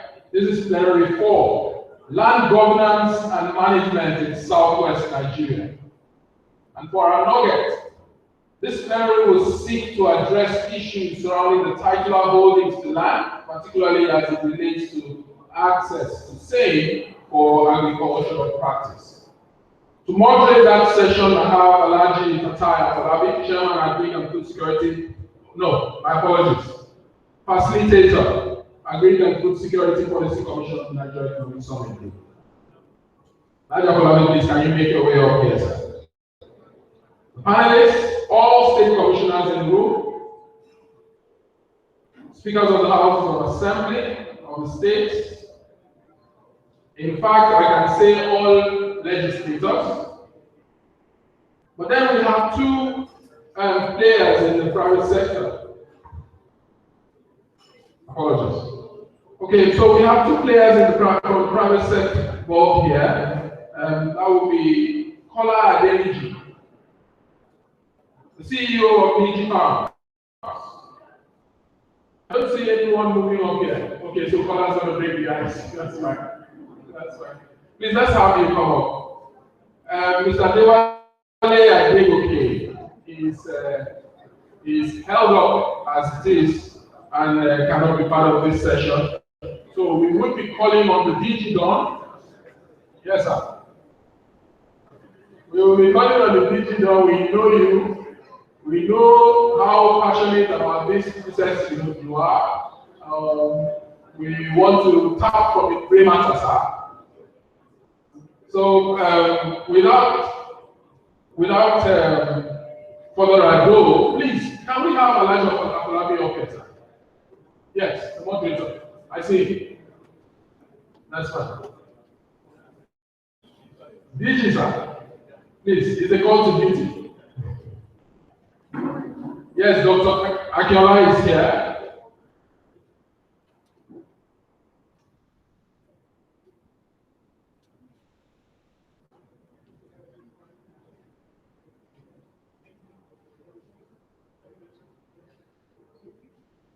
So I will hand over now to the moderator.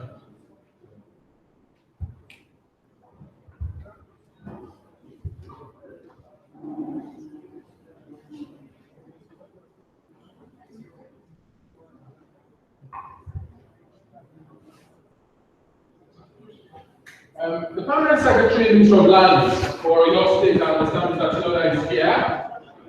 Mr. Agri, apologies. Please, can you join us, sir? I was going to give you another portfolio.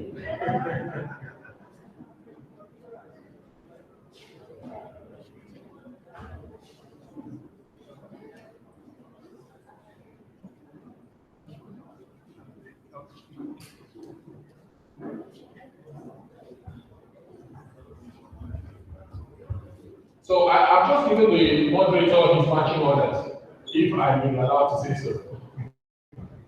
That we, the audience, will need to be engaged in this conversation. So it's going to be high-ended interactive session, and our inputs will be really, really required. Let's make this really, really exciting, please. It's the last one, I know. But Alhaji, I know you. You know what to do, sir.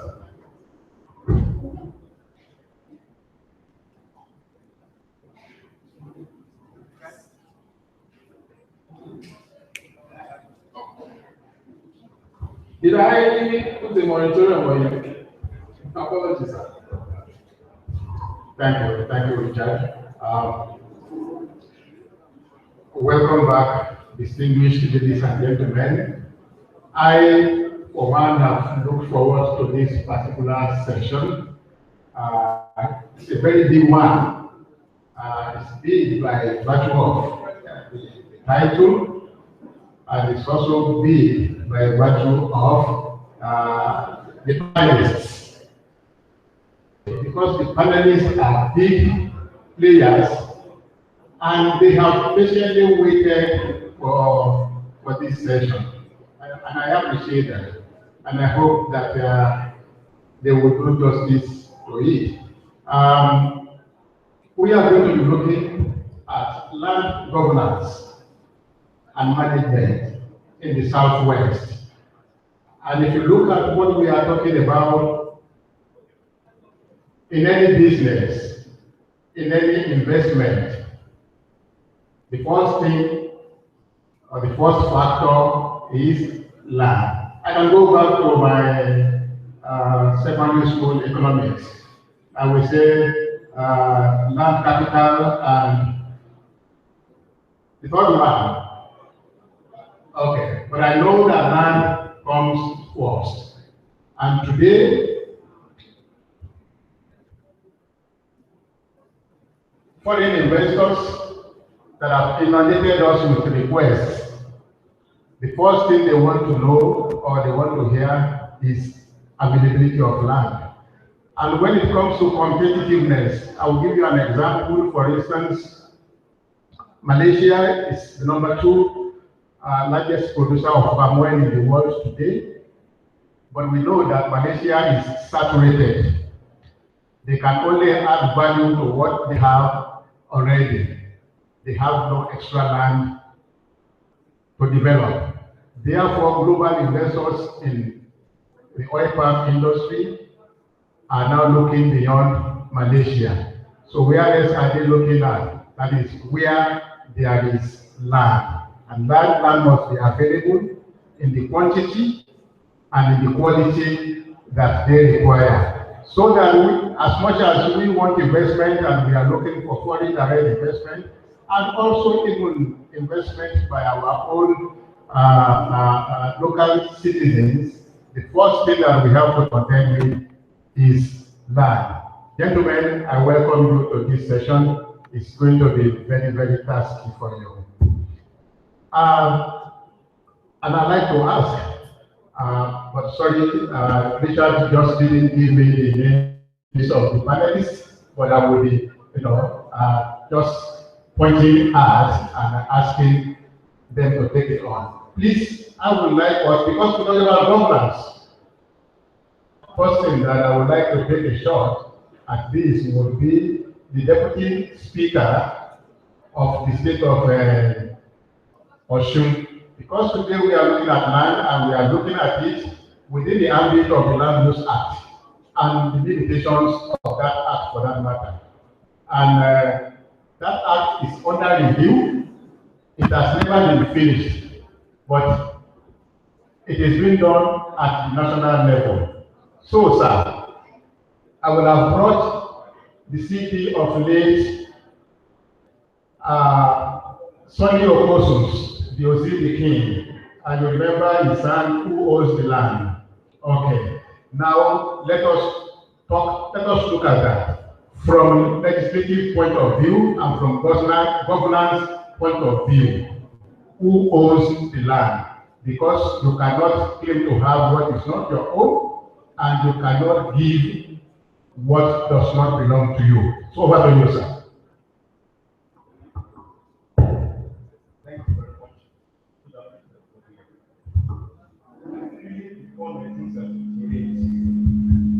What the Land Use Act.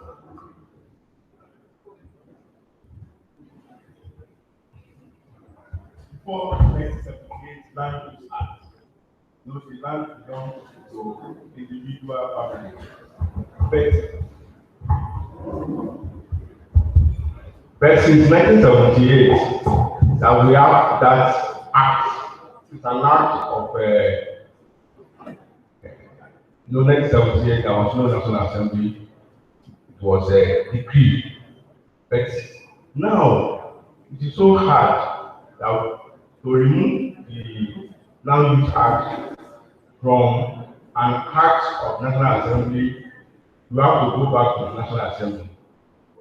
It is embedded in the Constitution of Federal Republic of Nigeria 1999 as amended. Before then, like I said, each family through the pre-holding, family has the ownership of the land. And from, if you go to Land Use Act, Section 1, the land still belongs to that family, but the trustee in trust that be given to the governor of each state. And that's the reason why you have to take the C of O from the state governor. And rural, that's the urban. The rural, at the rural level, is the chairman of the local government. Now we want to say, we are now saying the ownership of land belongs in trust the governor of each state. But you cannot just take the land from me. That shows that I'm still the owner. You have to compensate. And that is, you want to use the land for so development to sustain it. You give me compensation. The compensation has to go through either three levels. It's either for the what you have on the land, whether the crops, whether you have the houses, that's the development on the land. And the third one is the two. If you have the two on the land, you still get compensation from the government, and the government will now take the ownership on trust. I don't know whether I answer your question correctly, because it is that legislation, and it's delaying development in every ramification before you go through all this. Whatever you want to use it for must have delayed. The ownership still remains in family land, but the trust in the government through the governor of the state or the chairman of the local government. Thank you. Thank you, sir. So the payment of compensation does not imply loss of ownership or relinquishment of ownership by the family of customary owners of the land. Yes. Thank you very much. Okay, we will come back to you. Another interesting aspect now is, if having put it in context about the ownership, there is the real ownership, there is the caretaker ownership, and as the sort of goes on, we would get to know actually now who owns the land between the family ownership and the government ownership, or the government interest and the family interest as things play out. Now, talking about availability, in the speech of the government, Excellency, the governor of Oyo State, we were given statistics, for instance, as to the available land in Oyo State, and Oyo State is branded as the state with the largest amounts of land and arable land for that matter. Now, this land is there. Is it available? Oh, it's Oyo State here.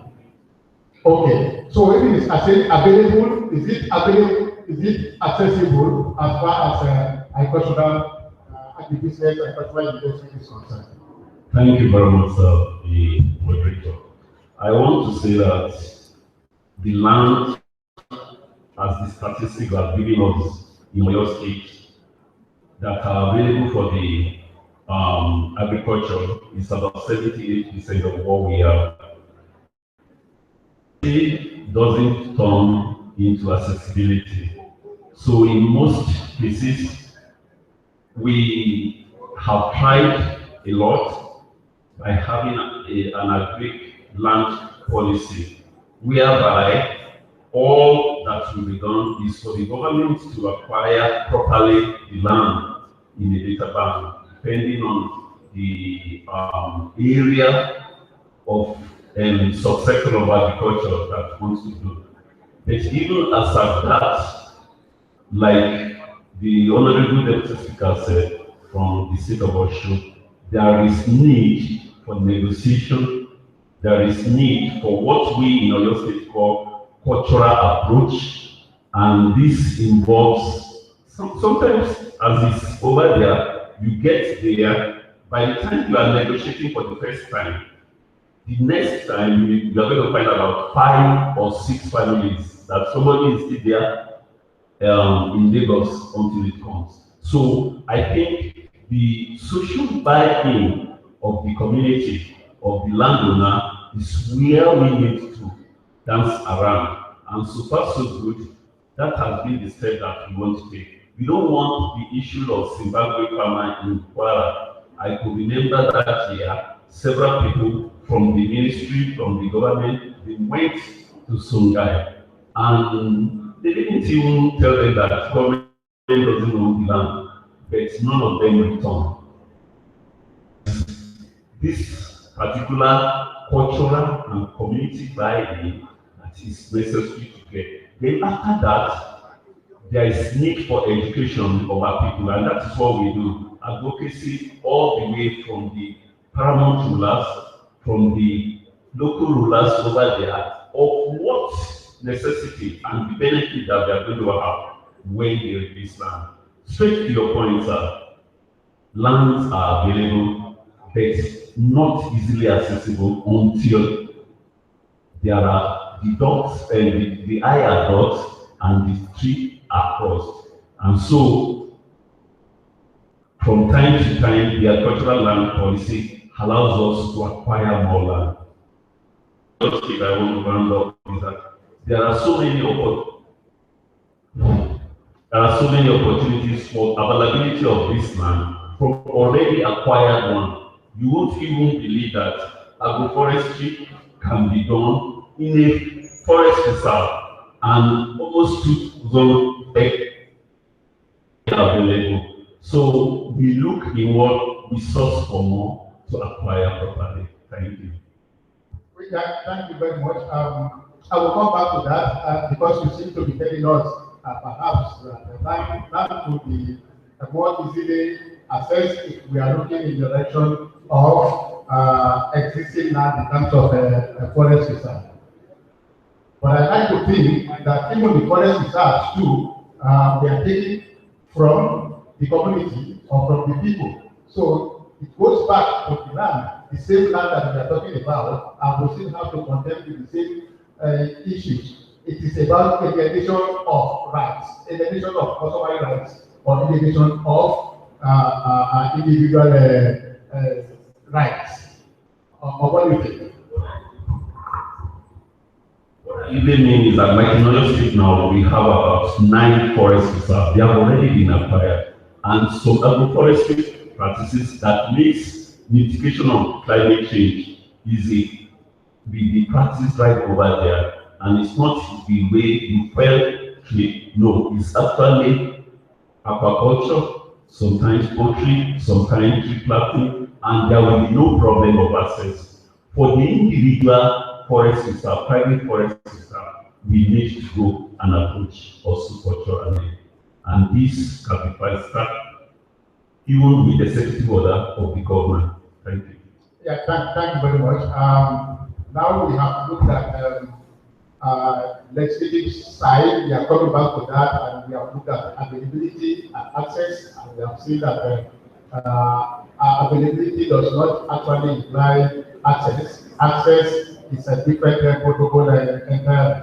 We are still going to be looking at those protocols that are mitigating against access, or that they are hindering access. I would want us to look at land governance and management from the point of view of an existing investor who has invested and is operating in a particular area.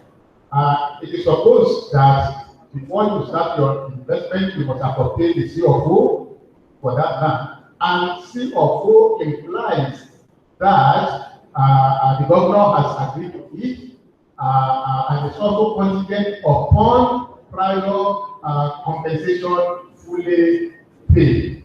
But we have had issues of communities coming back to sack investors because government has not paid them compensation, and investors have held on to their CFO like this to say, look, this is our CFO. And CFO is gradually becoming as valuable as tissue paper in some states now. Let us look at the Southwest.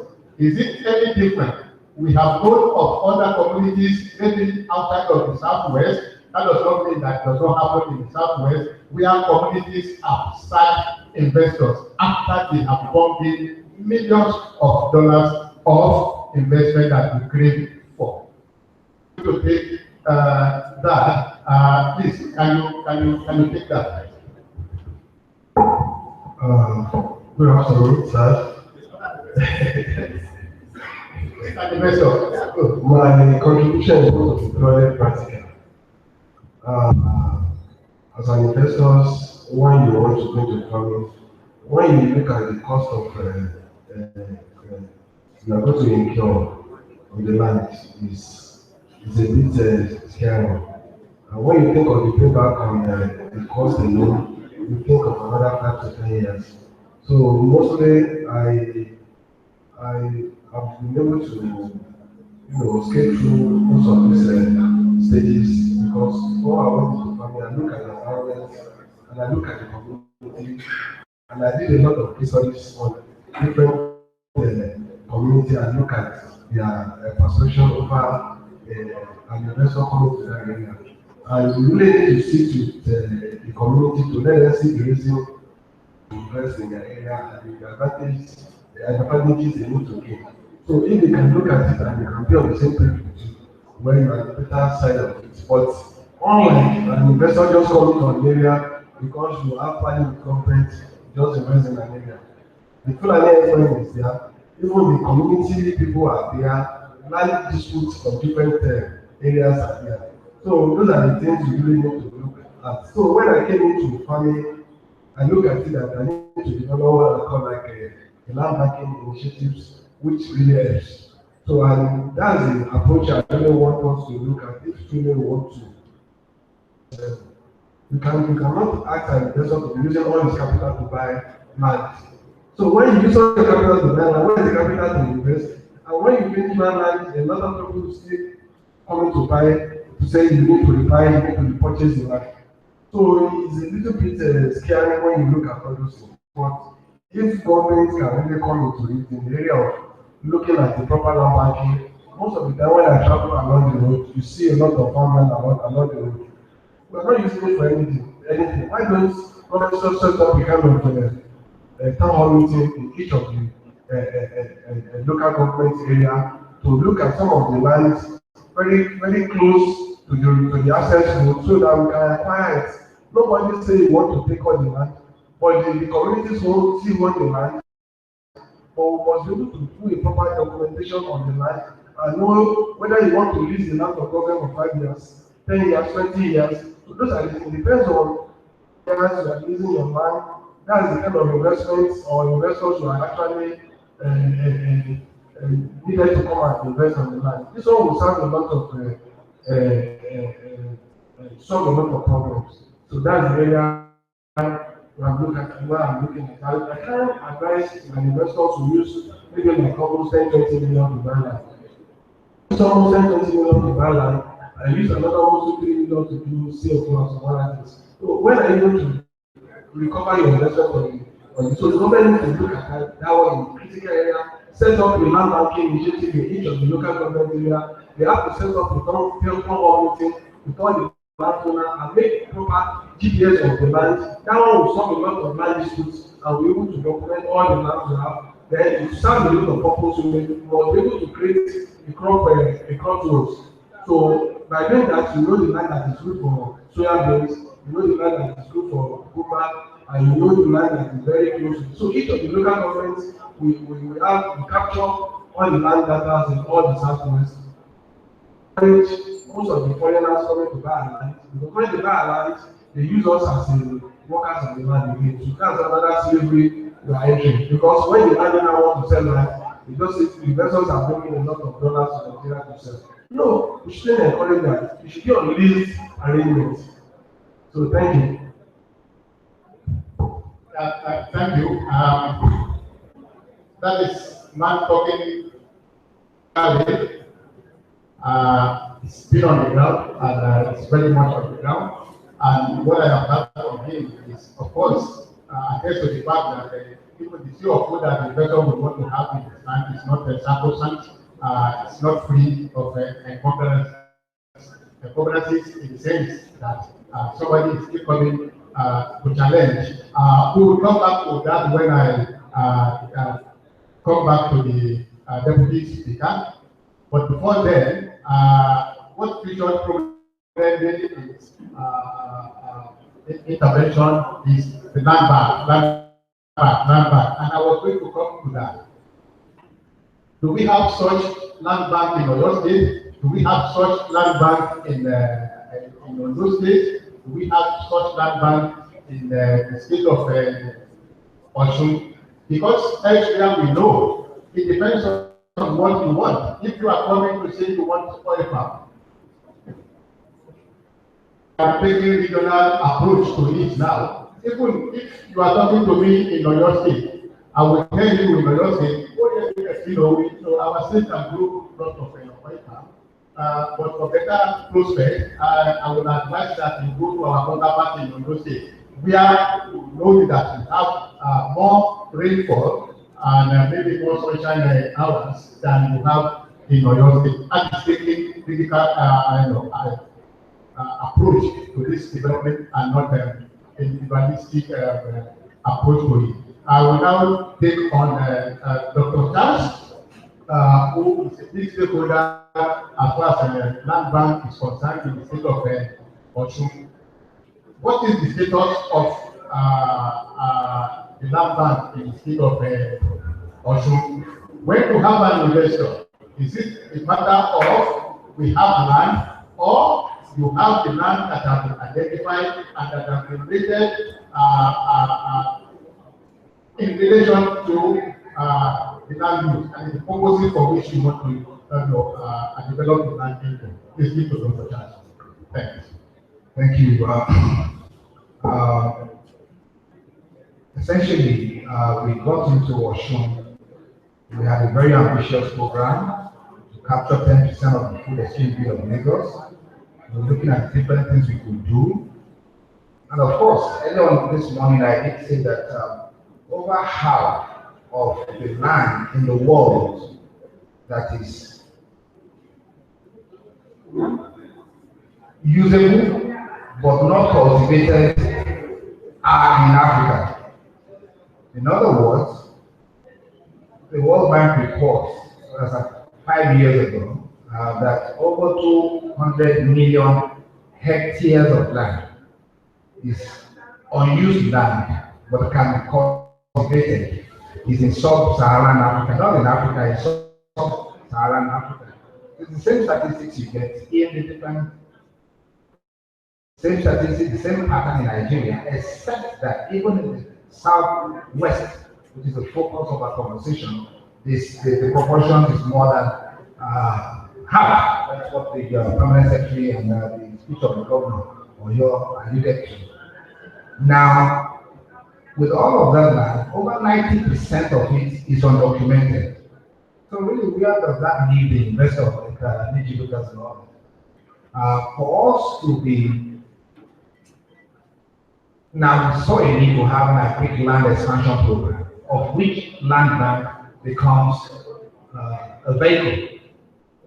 So I think land governance is not the same thing as land bank. Land bank is just a component of that.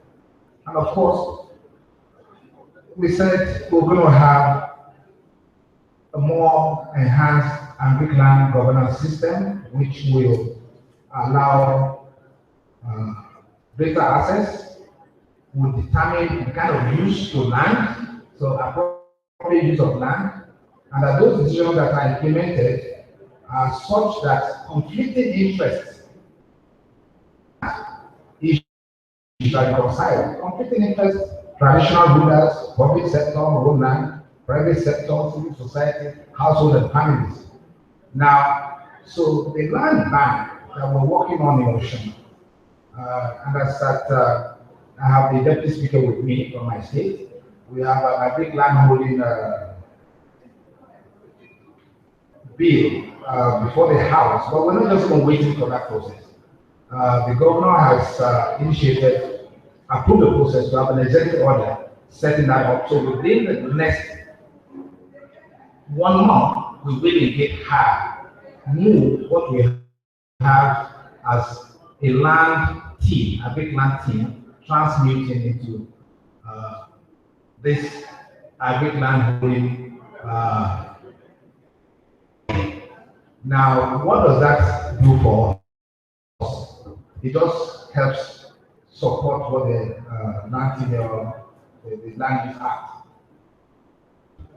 It allows greater comfort for families to bring their land to government, and government holds it in trust. It makes us a lot more investor ready, but it does not just prepare us for investors, it also allows smallholders to have access to land. So where we are is that we have gone.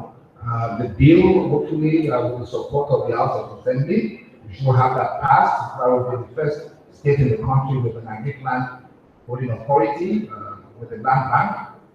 This should happen in the next few months. But for now, we have actually been operating with some codes.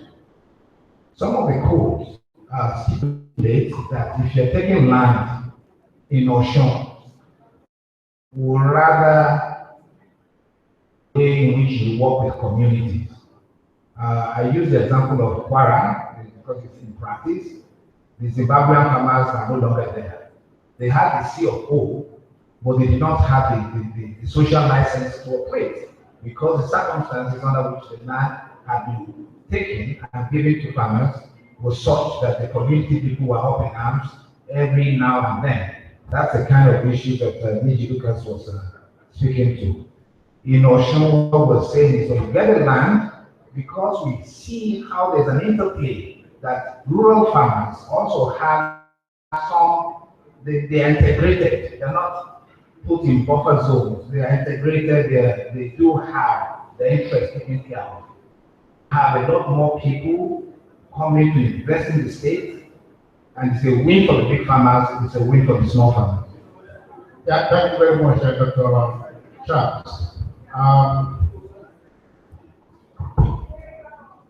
Good to listen to you, and this land bank, I've seen the way you have said it, it's not finished, it's still evolving. The process is still evolving, right?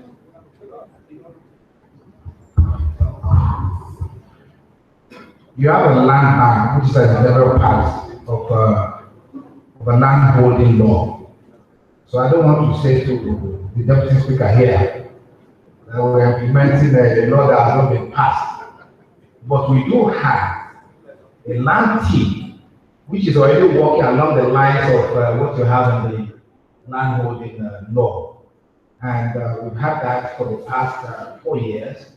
And just recently, 2 weeks ago, that's the head of the AGRI team and myself had this signed by the governor to move it to have an executive order.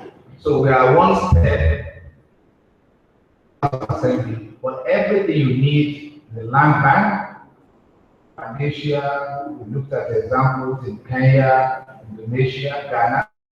So this has benefited from the joint up thinking of lawyers, land economists, farmers, small and big, donors. So this whole process took us about some 9 months between 2011 and 2012. So we're happy to say we're at this stage, and we're already sharing views and ideas with fellow governors. I've met with Governor Jimobi, we're supposed to be working with our partners in already. So it's something we'd like to share because it is a collective problem. People are coming because there's a run for land, and we have just given land to people who come with some kind of color of the skin. And they come, they tell you they are this, they are that, and we give land, and our own children will come. They will need land. They will, they will be raining courses. We would have given all the land away. So this is why we're not just doing it for Osun. It should be a regional agreement. And as a matter of fact, with Dawn Commission, there is actually an agreed land governance team. There's a roundtable session that was supposed to hold last year that was supposed to work with Dawn. It's something which is a regional agenda. It's not an Osun or a KT or it's a regional agenda. You are losing your land fast. I mean, when people come, I saw this I met her some years back, young farmers. There's a lady who worked with me 3 years ago. She's in Abuja. She's exporting anything about agriculture.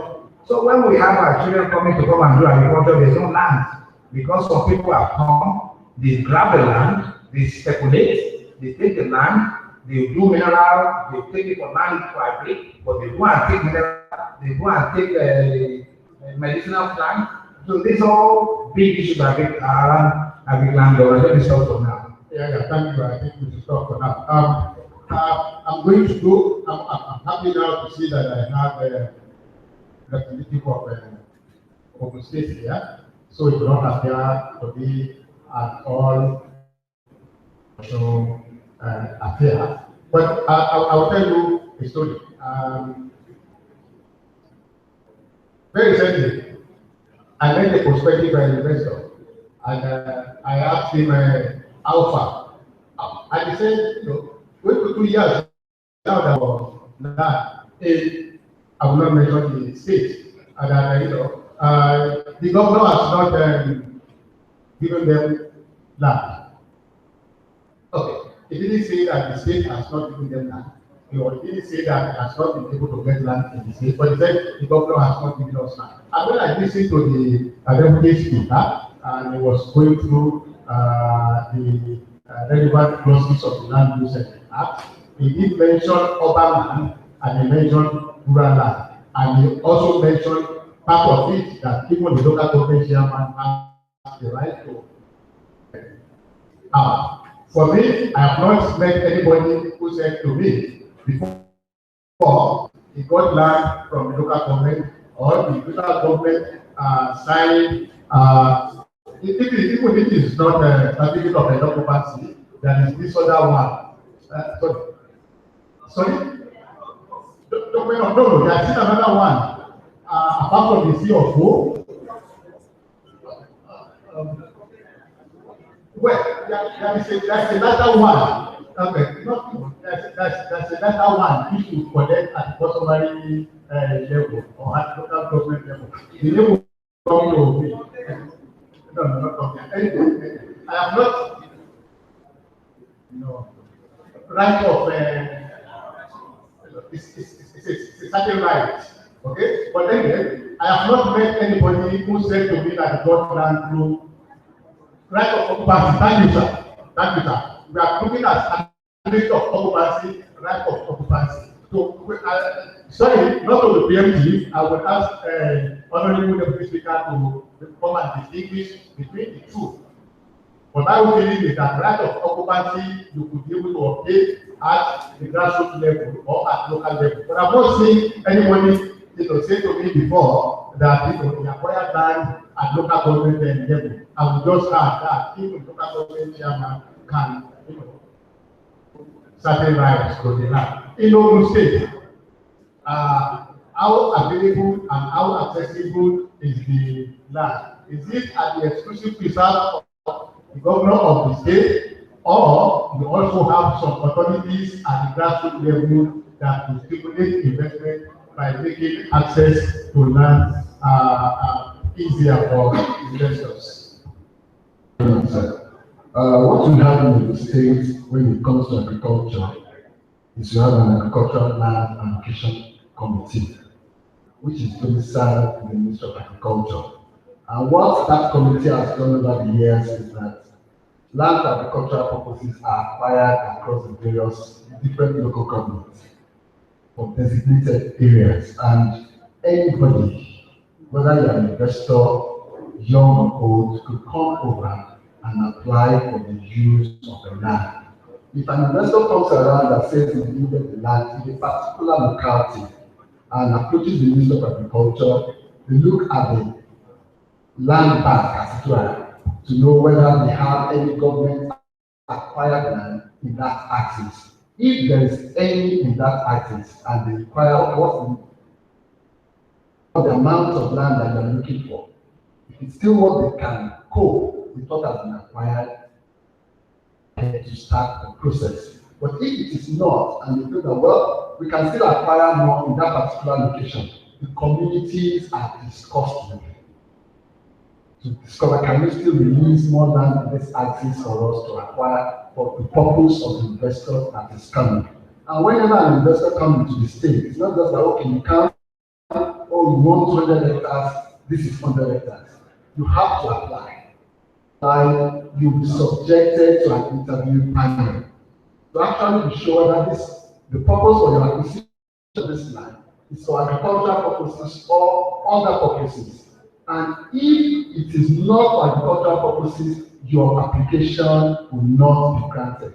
If you come and you say, okay, yes, for agricultural purposes, and in the course of the years, you deviated from that, it will be revoked.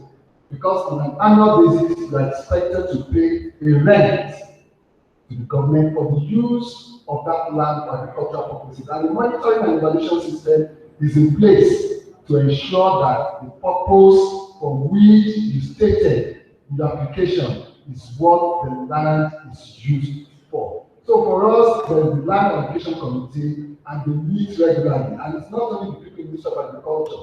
The Bureau of Lands and Survey of the state are also members of that committee. So it's a kind of interministerial committee that helps for and making sure that agricultural land are accessible by investors who are coming in for agriculture. But if it is for other purposes outside of agriculture, there are other bodies that have to look into that. But for agricultural purposes, it's domiciled in the Ministry of Agriculture. You must apply, you must go through an interview panel for you to have access. Thank you. And can you just tell us in recent time the number of such investors that have approached you and that you have successfully allocated and have taken possession of the land allocated? Well, I may not be able to give you the full figures offhand now, but I know that at least for this year, the land allocation committee has made strides, and not less than 10 investors that are coming to the state have been allocated land. That's what I want to hear. At least, in recent time, not less than 10 investors have been allocated land. Okay, so it remains for them to take possession of the land. Okay, so we pray that they will take possession of the land. Actually, they take it for granted that once you have allocated the land, it's taken for granted that they have taken possession. No. Once you have been allocated the land, there is something that is on the crop enumeration. I think as the doctor mentioned the other time. You have to do the crop enumeration. Because when the land has been no. Excuse me. I think you are trying to confuse me now. Okay. Allocation comes. Okay. It's after allocation that crop enumeration. Yes. Okay. So it's after crop enumeration and other things that the issues. And you take all of that. Okay. That's okay. I will now go to the bank set from the state of also, sorry, I don't have a name, so this is the shot that I have here. From the technical and point of view, do the protocols differ from what we have had or we have seen in Ogun State, or do you have what we can call a more seamless approach to allocating and accessing land by prospective investors? Thank you, Mr. Moderator. Good afternoon, everyone. I'm happy this is coming up because, like Mr. Moderator said much earlier, in any production, from high economics in the secondary schools, Number one factor of production is land. So it must be taken very, very seriously. For the perspective of agriculture, from this gathering is all after. The issue of the governance of that land is of utmost importance. Just like we're saying that the situation we find ourselves as a nation here is because of bad government that we have had in our politics. And not the land over the years. So for fixing agriculture, achieving an agro-powered economy in Southwest, I'm happy now guys are here. The Director General that handles partnerships for the state of Osun is here, much earlier, the president is the governor here. And the non-commission is something that we need to take very, very seriously. It's not the issue of the land bank that, as we said earlier, it's the component of land government. The totality of government, what happens to your land? It's not embracing, that's realistic.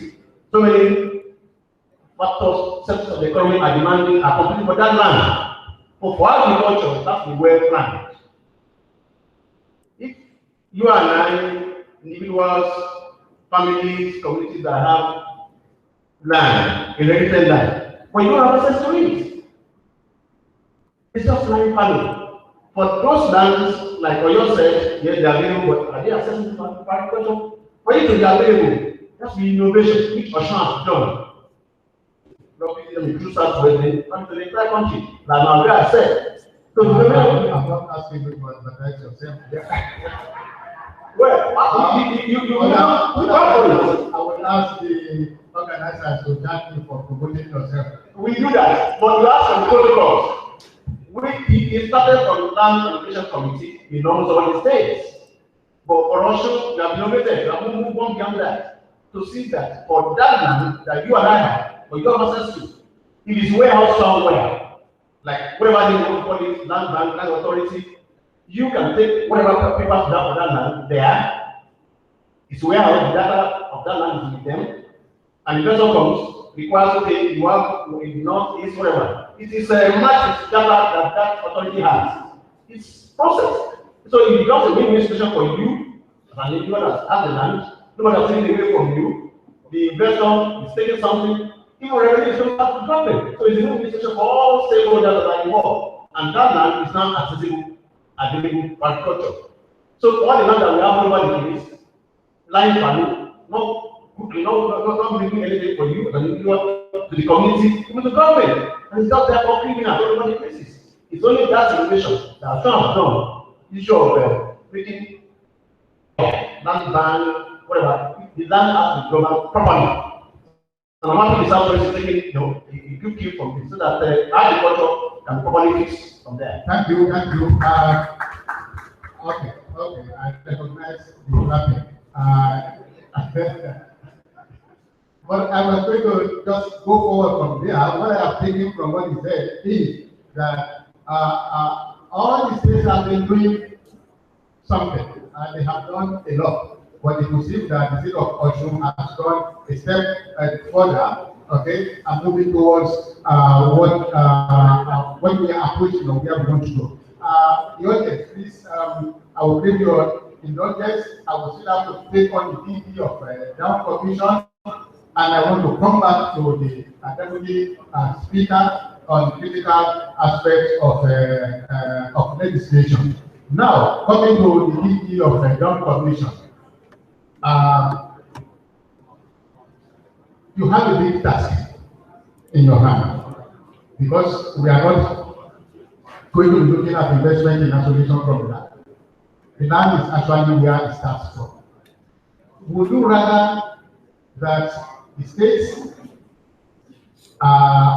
within your jurisdiction have their own individual protocols and approaches to land governance, given that the Southwest at least still remains one geographical block and still one socio-cultural block, or will you wish that these protocols or harmonized to have a simple and clear-cut, understandable land governance that you can have in your hand and apply anywhere within your jurisdiction, within the Southwest geographical and sociocultural block. Thank you very much, sir. I actually wanted to sit in the audience to listen before Richard decided to order me to join this panel. Well, I had to lobby, and I wonder why I had to do that for this topic to be included in the program. Seeing its significance to the discussion of today, I was confused because I remember that at some point, a younger friend of mine wanted land in Oyo State. And all I did was to speak with the head of service, and he was giving land. And then someone who was even closer to me, a few weeks back, also wanted land, and I was like, don't worry, I will give you land in Oyo. And we got to Oyo State, and we have to go on a queue. And I said, so what has happened? So I became very confused.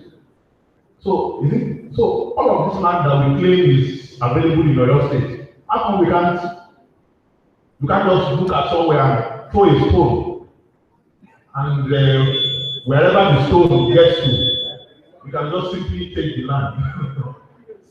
You know? So, and I also remember a conversation that I've been having some conversations that I've been having with Dr. Akinola, which you also underscored there, which is about the future, you know, and what it portends for us if we just indiscriminately misuse our land. And I remember that I have children too, who will possibly ask me some questions in the future. So it became very important to me to begin to look at this issue. And not just land availability, accessibility, but I also have another one, which is conservation. It's got a concern. And we hear of situations where, you know, people from some other parts of the world will just come here and take our land, you know. And I felt the issue of conservation, preservation for the future is also very important in all of this. And that brings to question the issue, and that brings to the fore the issue of land governance and management. Not just, you know, making land available, but how do we govern the land that is available, you know, and knowing that one affliction in one state is equally quickly, is quickly spread to another state. So if Ogun State has an affliction in the area of land governance and management, of course that affliction quickly spreads. And, you know, we're talking about one homeland in the real sense of it, which is an issue that needs to be very primary to us. So you can't say that as Osun, we have solved the problem. If Oyo has not solved it, if Ogun or Ogun has not solved it, then you have actually not solved the problem, because it will eventually bounce back to you at some point. So that underscores the need for a harmonized regional program for land governance. And if I'm not interested in that, I wonder who will be. So I'm very interested in that, and I think that is the way we should go. And it gladdens my heart that yes, Osun is doing some very interesting work in that direction. It is also obvious that the other states are also not folding their hands. There are learnings from other states. There are, you know, examples that can also be taken, you know, to enrich the process. So we need to look at it in a very holistic manner and see how we can create have a complete view of the land governance and management system in the Southwest, and perhaps that would be also could be a template for the other parts of the country if they find anything, you know, useful in what we have done. So that is my view. We should create almost immediately a system that begins to look at a complete view of land governance and management in the Southwest, regardless of what the Constitution of Nigeria says, or I mean, take into a consideration of what the Constitution of Nigeria says, but factoring into our own social, economic, and geographic considerations. Thank you.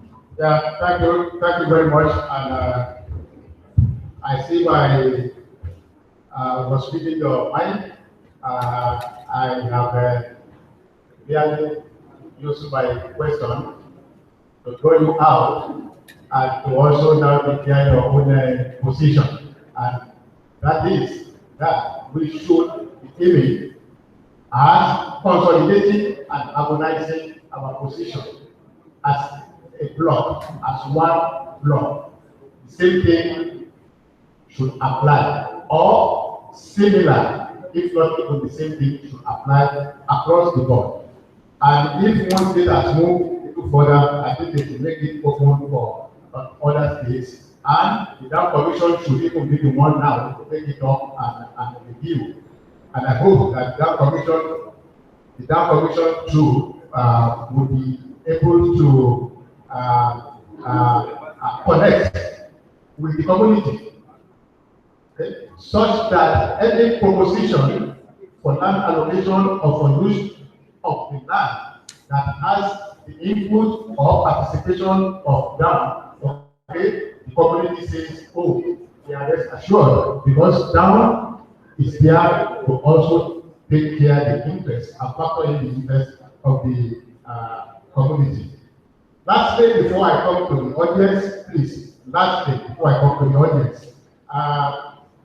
recently I participated in an event like this by women in business, and the theme of the summit was, women in agribusiness, not just women in business, women in agribusiness, and the issue of access to land by women featured, in that. So I would want to take on on that. We know our culture in the Southwest, we know our tradition in the Southwest, and we know the provisions of the existing land use act. But now that we are beginning to take a regional approach to our cultural development, will you be considering, of course, factoring in this present elimination of women or their rights as far as access to land is concerned?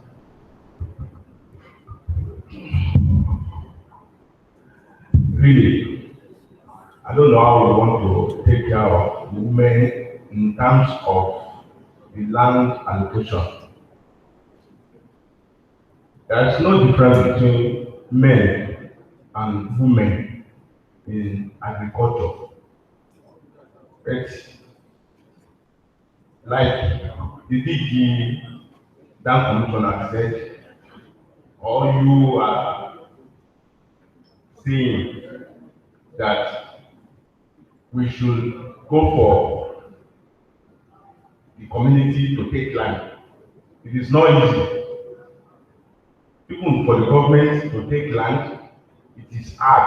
And that's the reason why Dr. Atola was saying there is a bill to the House. On that, it's still hard for us even to go through the bill. He was telling me here that the bill has been taken to the House of Assembly since 2012. We will look into the bill. Before the bill is passed into law, I will still come back to the women affairs in agriculture. But before a bill will be passed into law, we have to follow some processes, that's proceedings.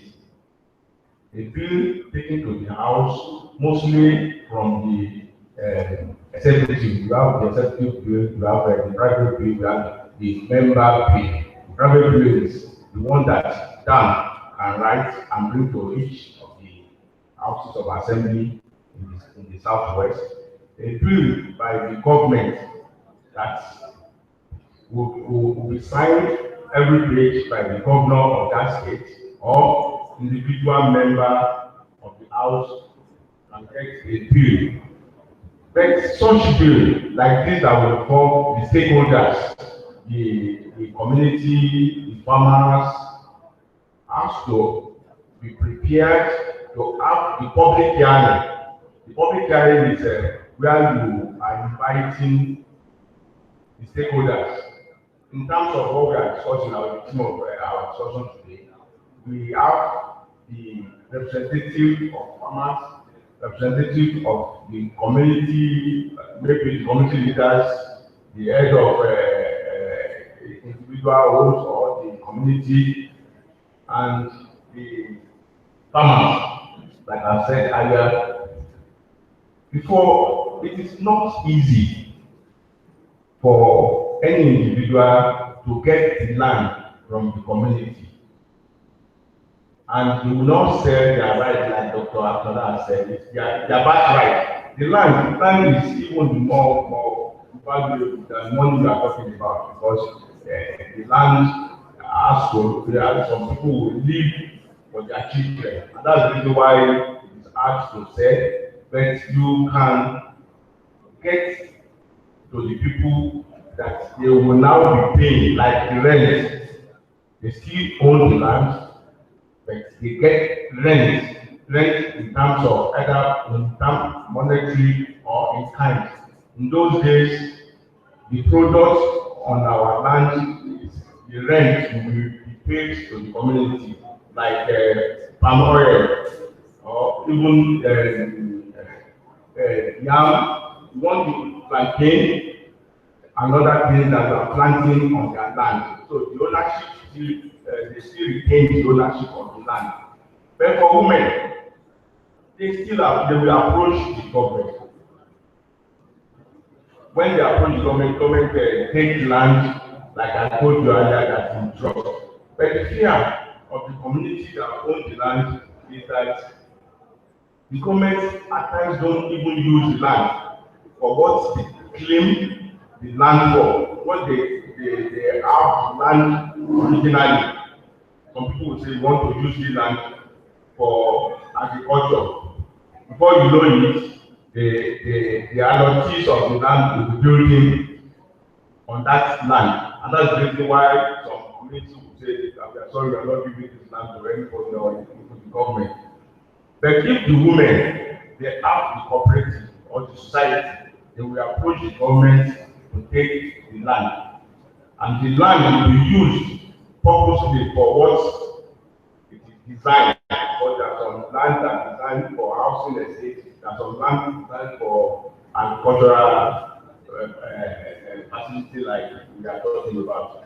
So that's what I'm saying, in essence, that women will just approach the government for land that have been taken from each family or the community. Okay, thank you, Honorable. That will be all from the panelists. Please, when the public hearing is going to take place, and make sure to attend it and scrutinize the document so that you can also be able to see where there are opportunities or where you are being alienated, especially our women in agriculture. I thank you very much, panelists. You have done wonderfully well, and also thank the audience for your patience. Now it will be time for us to come to the audience to make their contribution. Your contributions by way of comments or questions. Oh yes, Dr. Siname, 1, 2, 3, 4, 5, 6. Okay, 3 here, 3 here.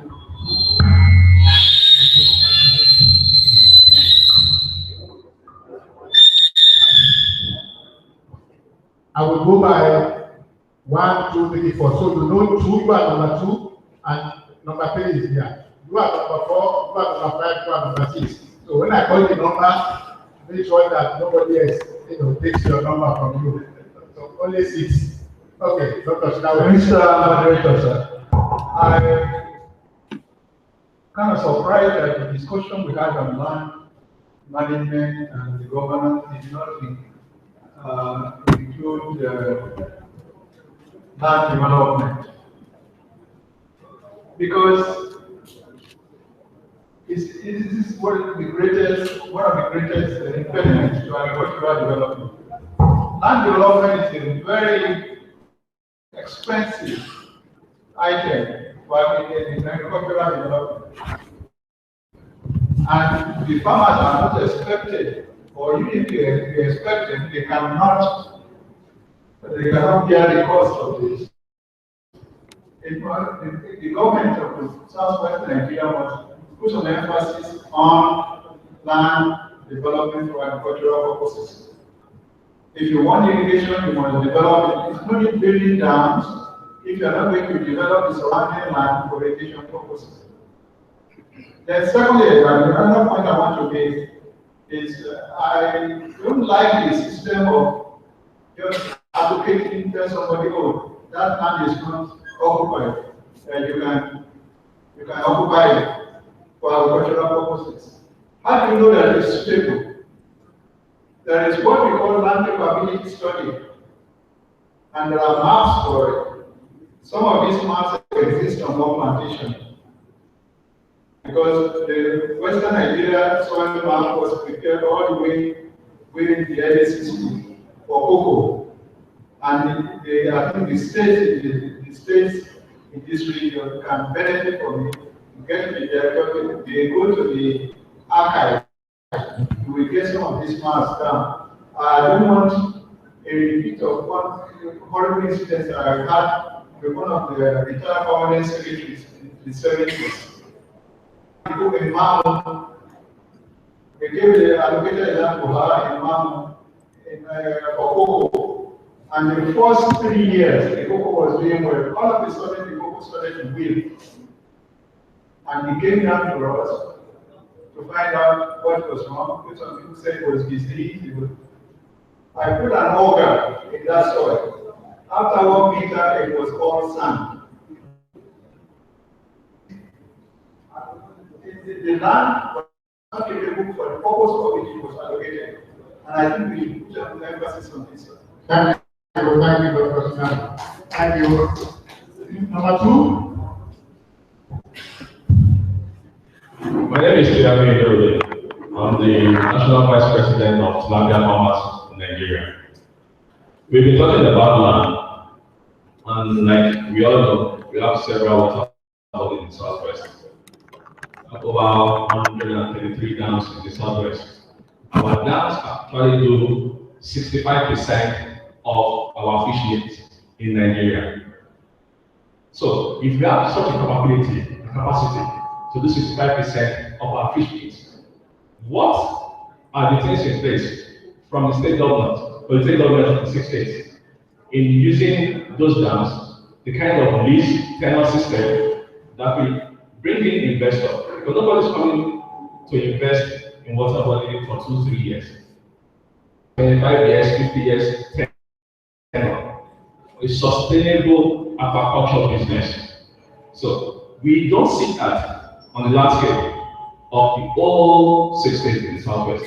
So I think just land and look at the water because we can actually do a lot of the water. Thank you. Thank you. Thank you. Number 3. My name is Kuja. On the issue of the land, is it when the government get an investors that they are ready to invest on agriculture? That's my question. Because allocation of land should not be a problem to the government. We have some investors. They want to partner government because of the tax holiday. That is it. That's just the reason why they want to partner government. They might have the money to buy the land directly from the landowner or from the government, whatever. But what I see in this is this. If they want to do anything concerning maybe land allocation, moreover, they should not wait for an investor to come. If you ask each of the states that are present here, what have they been doing with their land? What are they doing? Do they have a plan in mind? Like another state government now, I think they are exporting vegetable and they are earning $5 million from it. What Oyo State government is doing in Oyo State? They mentioned about 9 farm settlements. When the man that came in the morning was saying they have about 9 farm settlements in Oyo State. Are they putting the farm settlement in use? That's the question. So they should not wait for investors to come. They are in position to force invest in agriculture. So when they invest in agriculture, others will follow. Or with their policies, they will discourage those farmers with their policies. So people are not ready to venture or partner with government in anything. That's it. Can I ask this? Are you a farmer? Yeah. You have land issue? You said? You have land issue? Yes. You have land issue? Yes. That means you have no access to land, or you cannot get land, or you cannot get land to expand? You have to get land to expand in commercial quantity. That is it. That is the issue. Yes. Okay, that will happen. Thank you. Number 4.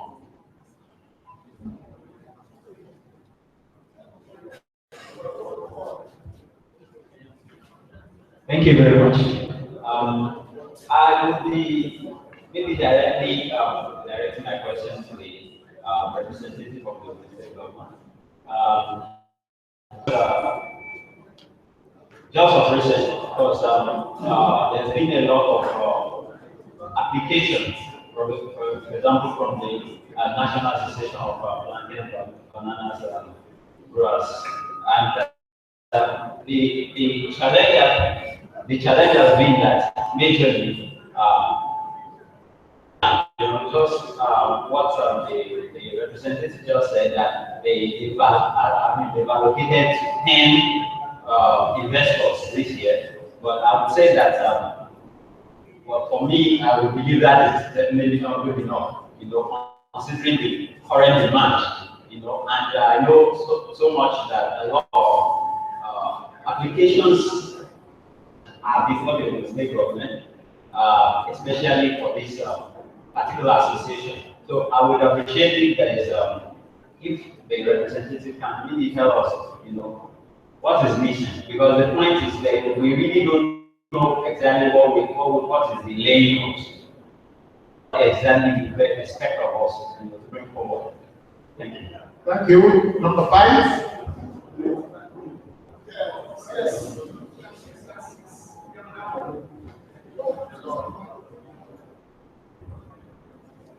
Thank you very much, sir. On the issue of land, I just want to make a few comments. I think one of the greatest challenges that we have is inconsistency of government policies. And a lot of times I think it has to do with the challenge of continuity in governance. The government says this is the policy, and then another one comes and nullifies that and comes up with a policy framework that cause some kind of attitudes in the system. And I think those are issues that need to be addressed if we're really going to go far from some of these issues. And then, in terms of conservation, I think it's important also that governments begin to encourage farmer who is already practicing, increasing his capacity to use the land and enlarge, his capacity in the use of the land, rather than bringing in. A lot of times investors just come and all they're interested in is acquiring real estate. I mean, they don't want land, and a lot of times they don't even develop the land, they just acquire it and the thing is there. I think these are issues that need to be addressed in terms of enhancing local participation.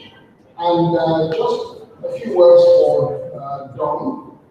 I think it would also be necessary to look at the critical issues in the area of helping food processors. I thought we would probably have a representative of NAFDAC in this meeting. NAFDAC is one major problem for a lot of people who are in food processing. The kind of things they put in place for you to meet, and at the end of the day, it's all about making it so difficult for you to do so that you can, they can cut corners at some point. And the quality they want you to achieve, if you are not careful, you still will not be able to achieve. And that's, so I think also, sorry, just one last word, if you don't mind, sir. A lot of research institutes abound in Nigeria, several.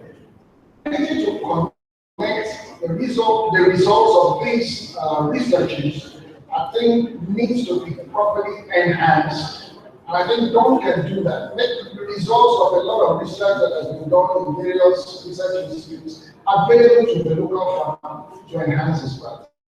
Thank you very much. Thank you, thank you. I think that's it. Okay, number 6.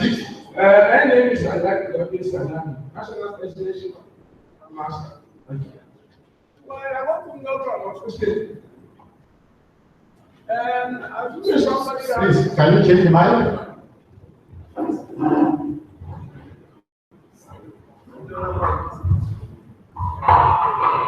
Thank you very much. Assuming somebody has a land, planning to go into agriculture. Later, these number of people just come one day and jump on the land without giving a single line of undertaking that this land has been taken from you.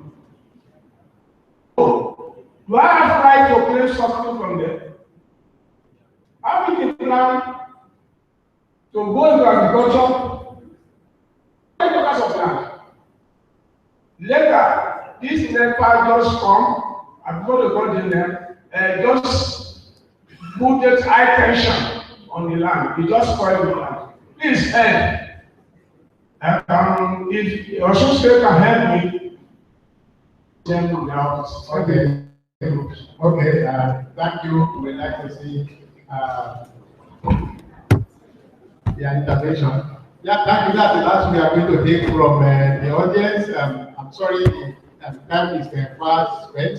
I had acknowledged at the outset that this is a big one, and I know that we are all interested. We have passionately attended to this one, and we can go on and on like that. So, the audience specific questions and posters have been put at us. I would like us to address them.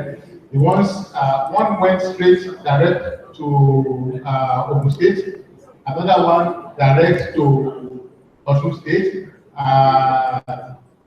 The rest are general that will be taken up by any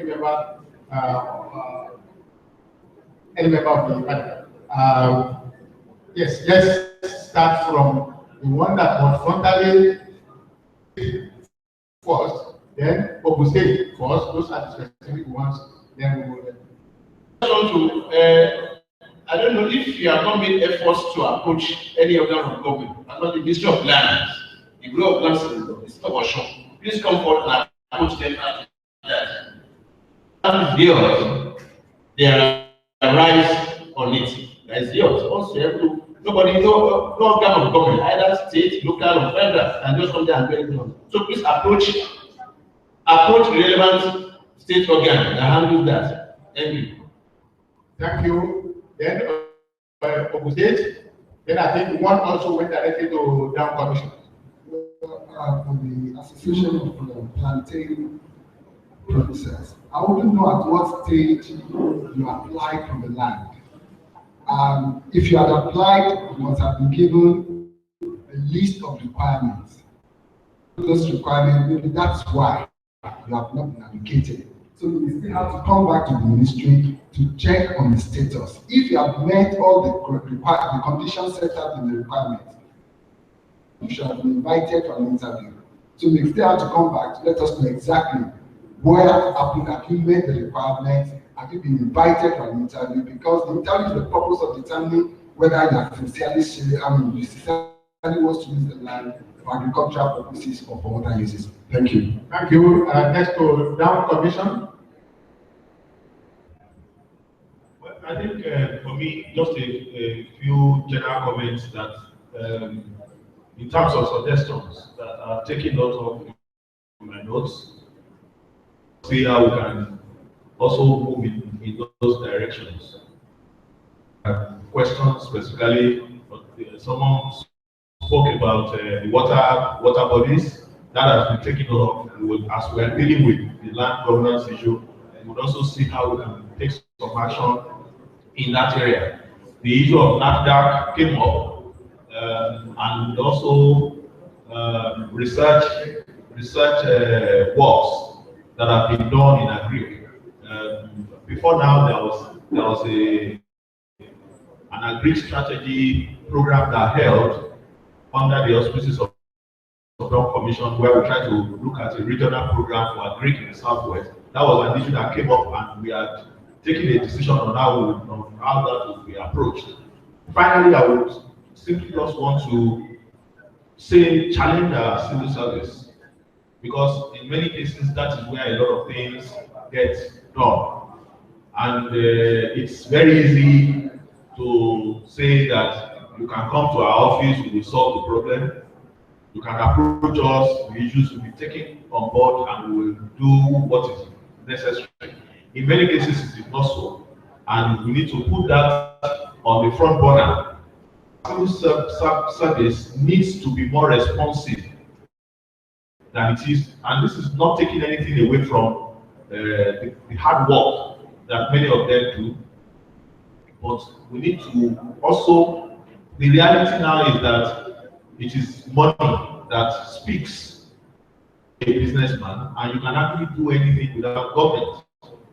Therefore, the civil service also needs to begin to match up with the expectations of the private sector. You need to think like businessmen, like entrepreneurs, like innovators, people who are willing, who are responsive, nimble, and fast to meet up with the requirements of the people who want to do business. It is very critical for us as a region. That was not supposed to be an indictment, it was just supposed to be a challenge.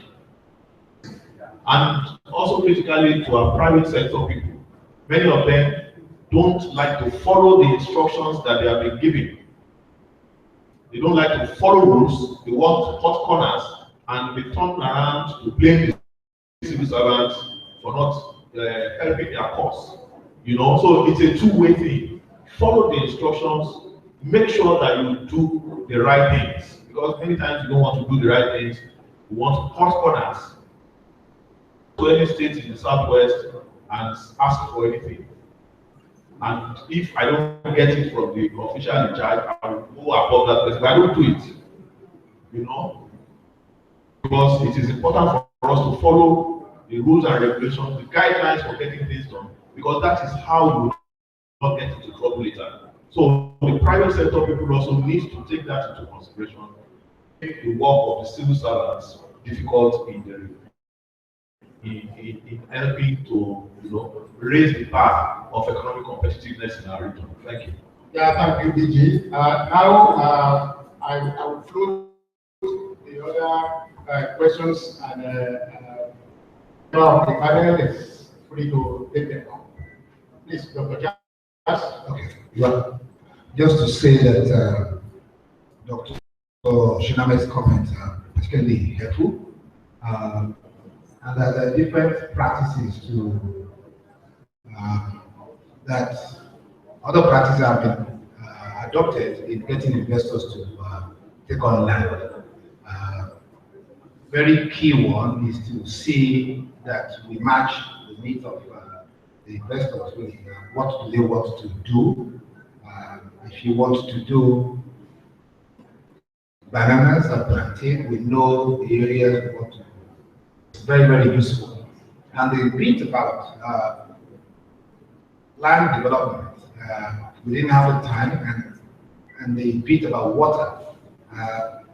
The land holding authority that we're looking at actually has, as part of its objects, looking at water as well, because we think land use is so critical.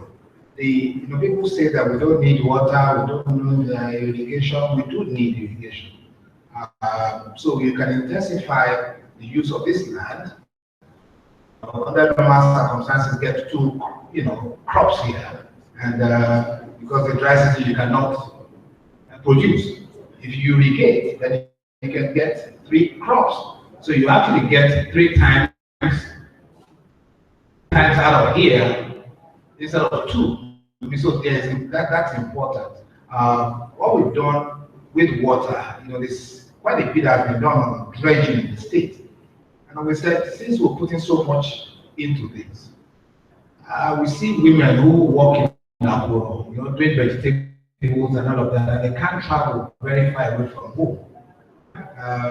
Is to see that on the side of dredged waterways, like a corridor, if you're going to Badagry, you see to the left and right, you can have a corridor where you can have vegetables grow. So this all speaks to how we can also manage and intensify use. So land grants is not only about allocating, it's also about responsible use of the existing land. The other bit about whether you have to wait for NEPA has been taken by my colleague, the investors. And I think really that's not, we will be insulting ourselves. And I assume you're talking about investors as a big time farmers. No, that's not it. We should have agric land governance, not just to be investor ready, but also to have inclusive growth in such a manner that small farmers will be able to work alongside the large farmers. Thank you. Thank you. Whoever wants to take any shots? Questions?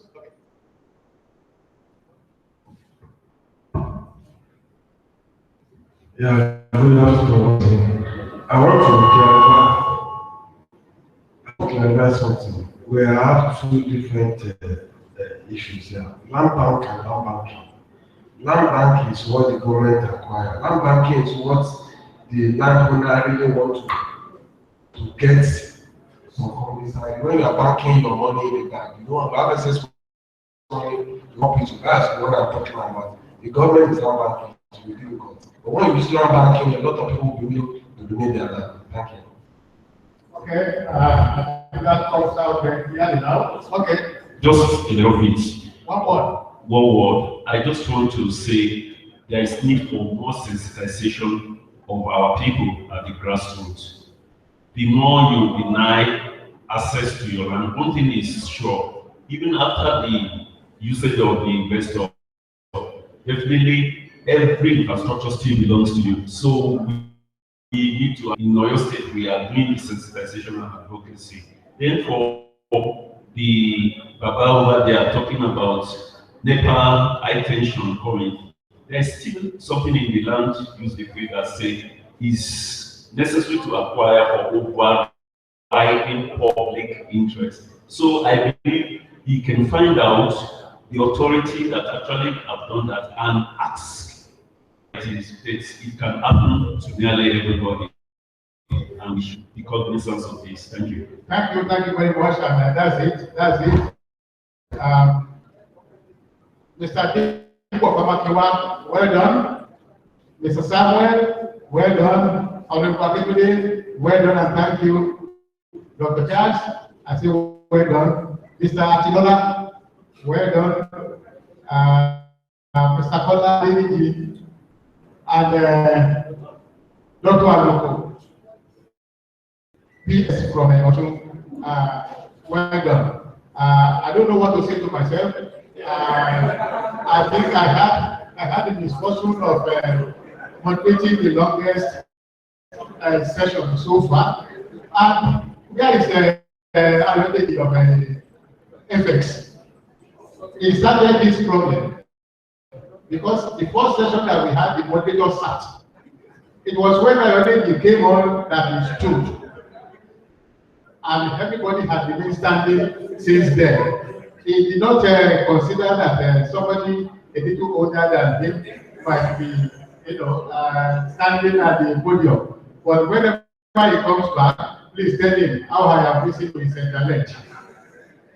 Good for me. I enjoyed it. Okay, I cannot thank him more. I cannot thank him well enough, and I hope that the organizers will still come to do their own vote of thanks for our panelists and for this session in particular.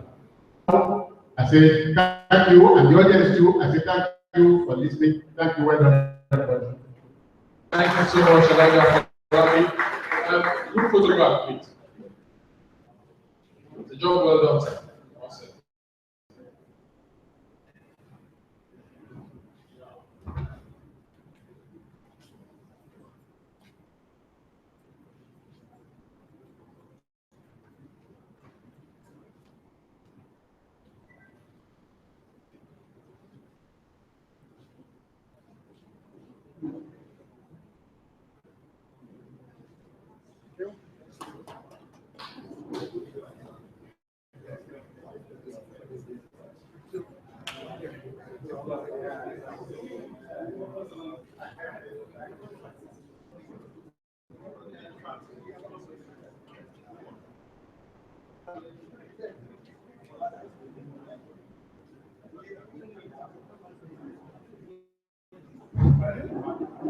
Thank you so much for being so patient to listen to and participate in that session. Now we're going to be for the wrap-up. Mr. Dr. Sheiko from Dawn Commission is going to do that for us very briefly so that we can. Of course, I know and trust him. He knows what to do. Very solid job, please. Yeah, the last session, longest but very, very interesting. So I'll just quickly run through what we will have as the communique for the event, which is gathered from that we engaged for today's event. Before I start, because I'm actually really what they worked on, I want us to please give a round of applause to the rapporteurs for this. A round of applause to the rapporteurs. For the first plenary, I'm just going to do a bit of the summary. Before that, please, I'd like to inform us about the high-level dinner that is slated to start this evening at exclusive Carlton Gate Hotel. Please, you can meet me after now to give more details about that. So, the first plenary, the business environment, the private sector perspective, there were lots of issues that were raised. They talked about realities, they explored realities in the Southwest Agri space, farming inputs, welfare, empowerment, pricing, sales, and were discussed, and recommendations were made in that line.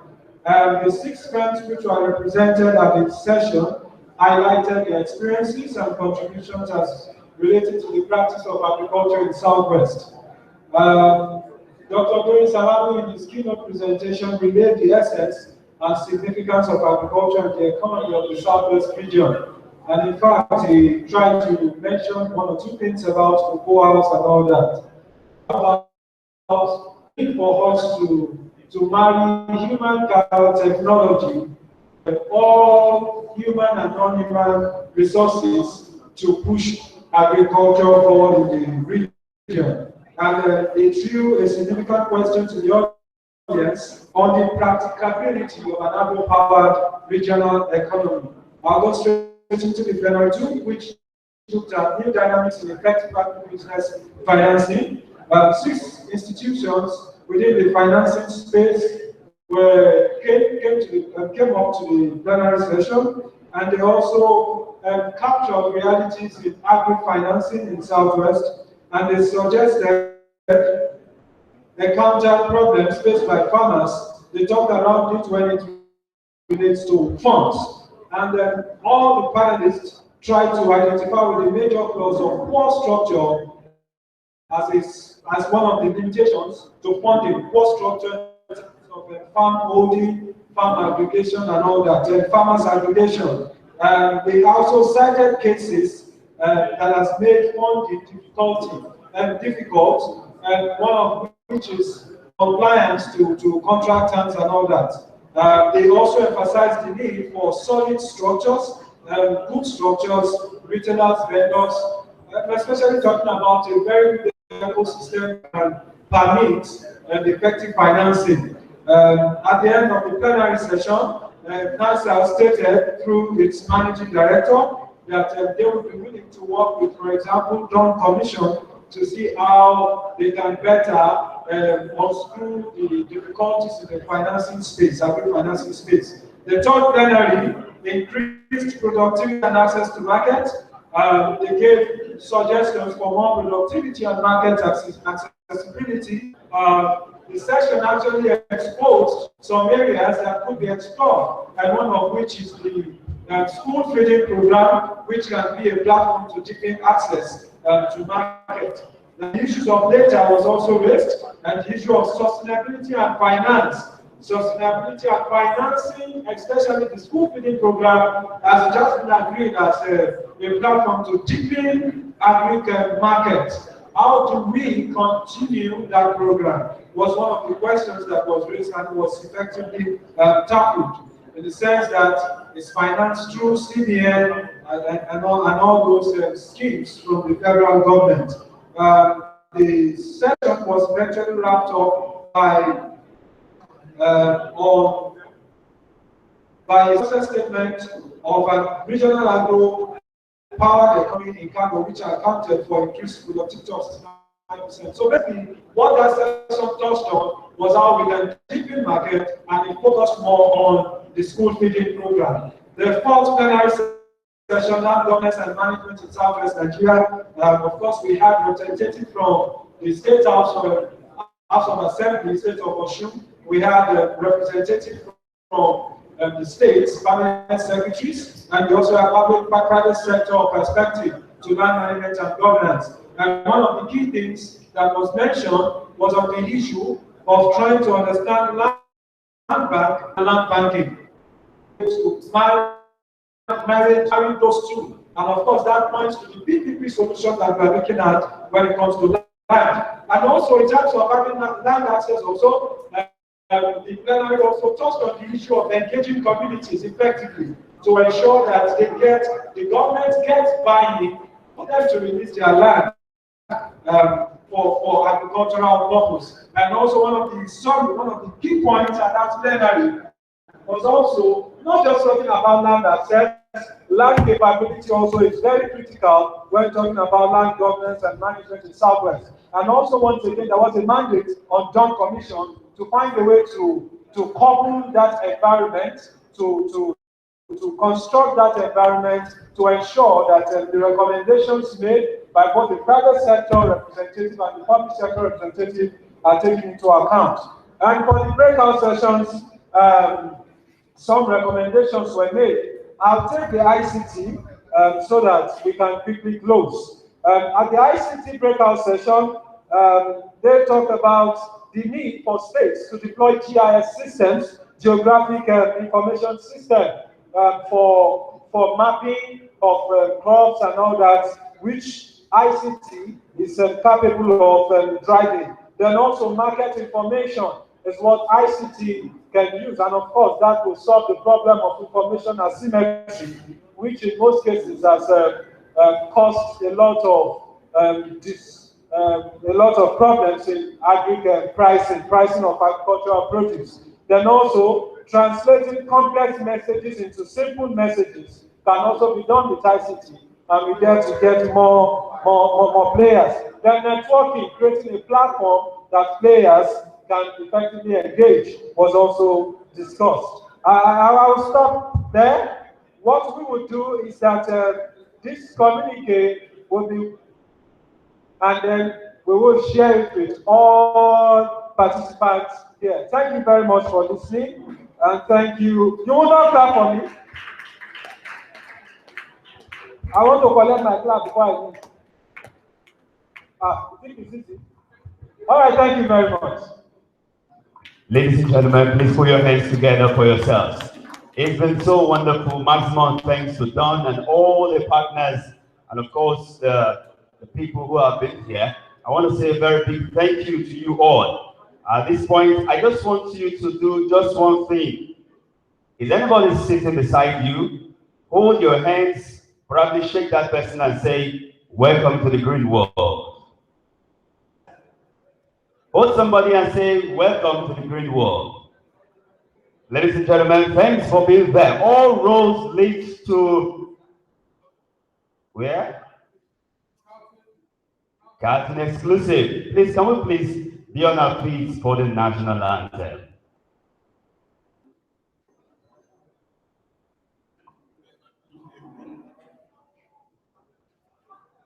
All. Arise, O come shore.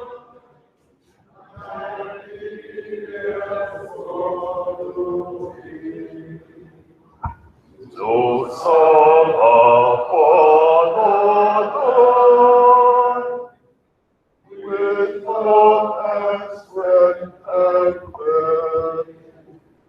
Our nation for shall never be vain. So sovereign God, one nation, one freedom, peace and unity. Nelson White is my name. Have a great day.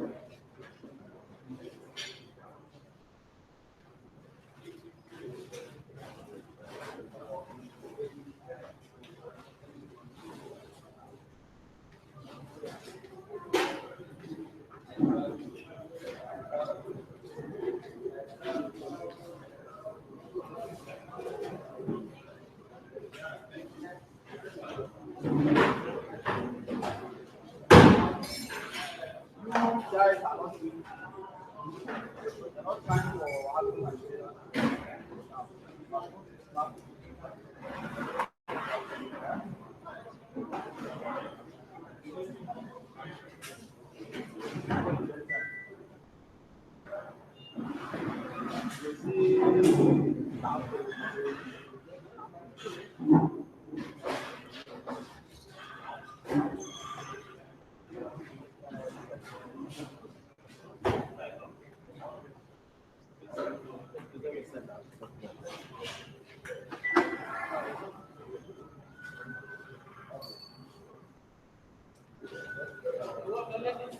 okay, oh, ladies, what's the minute?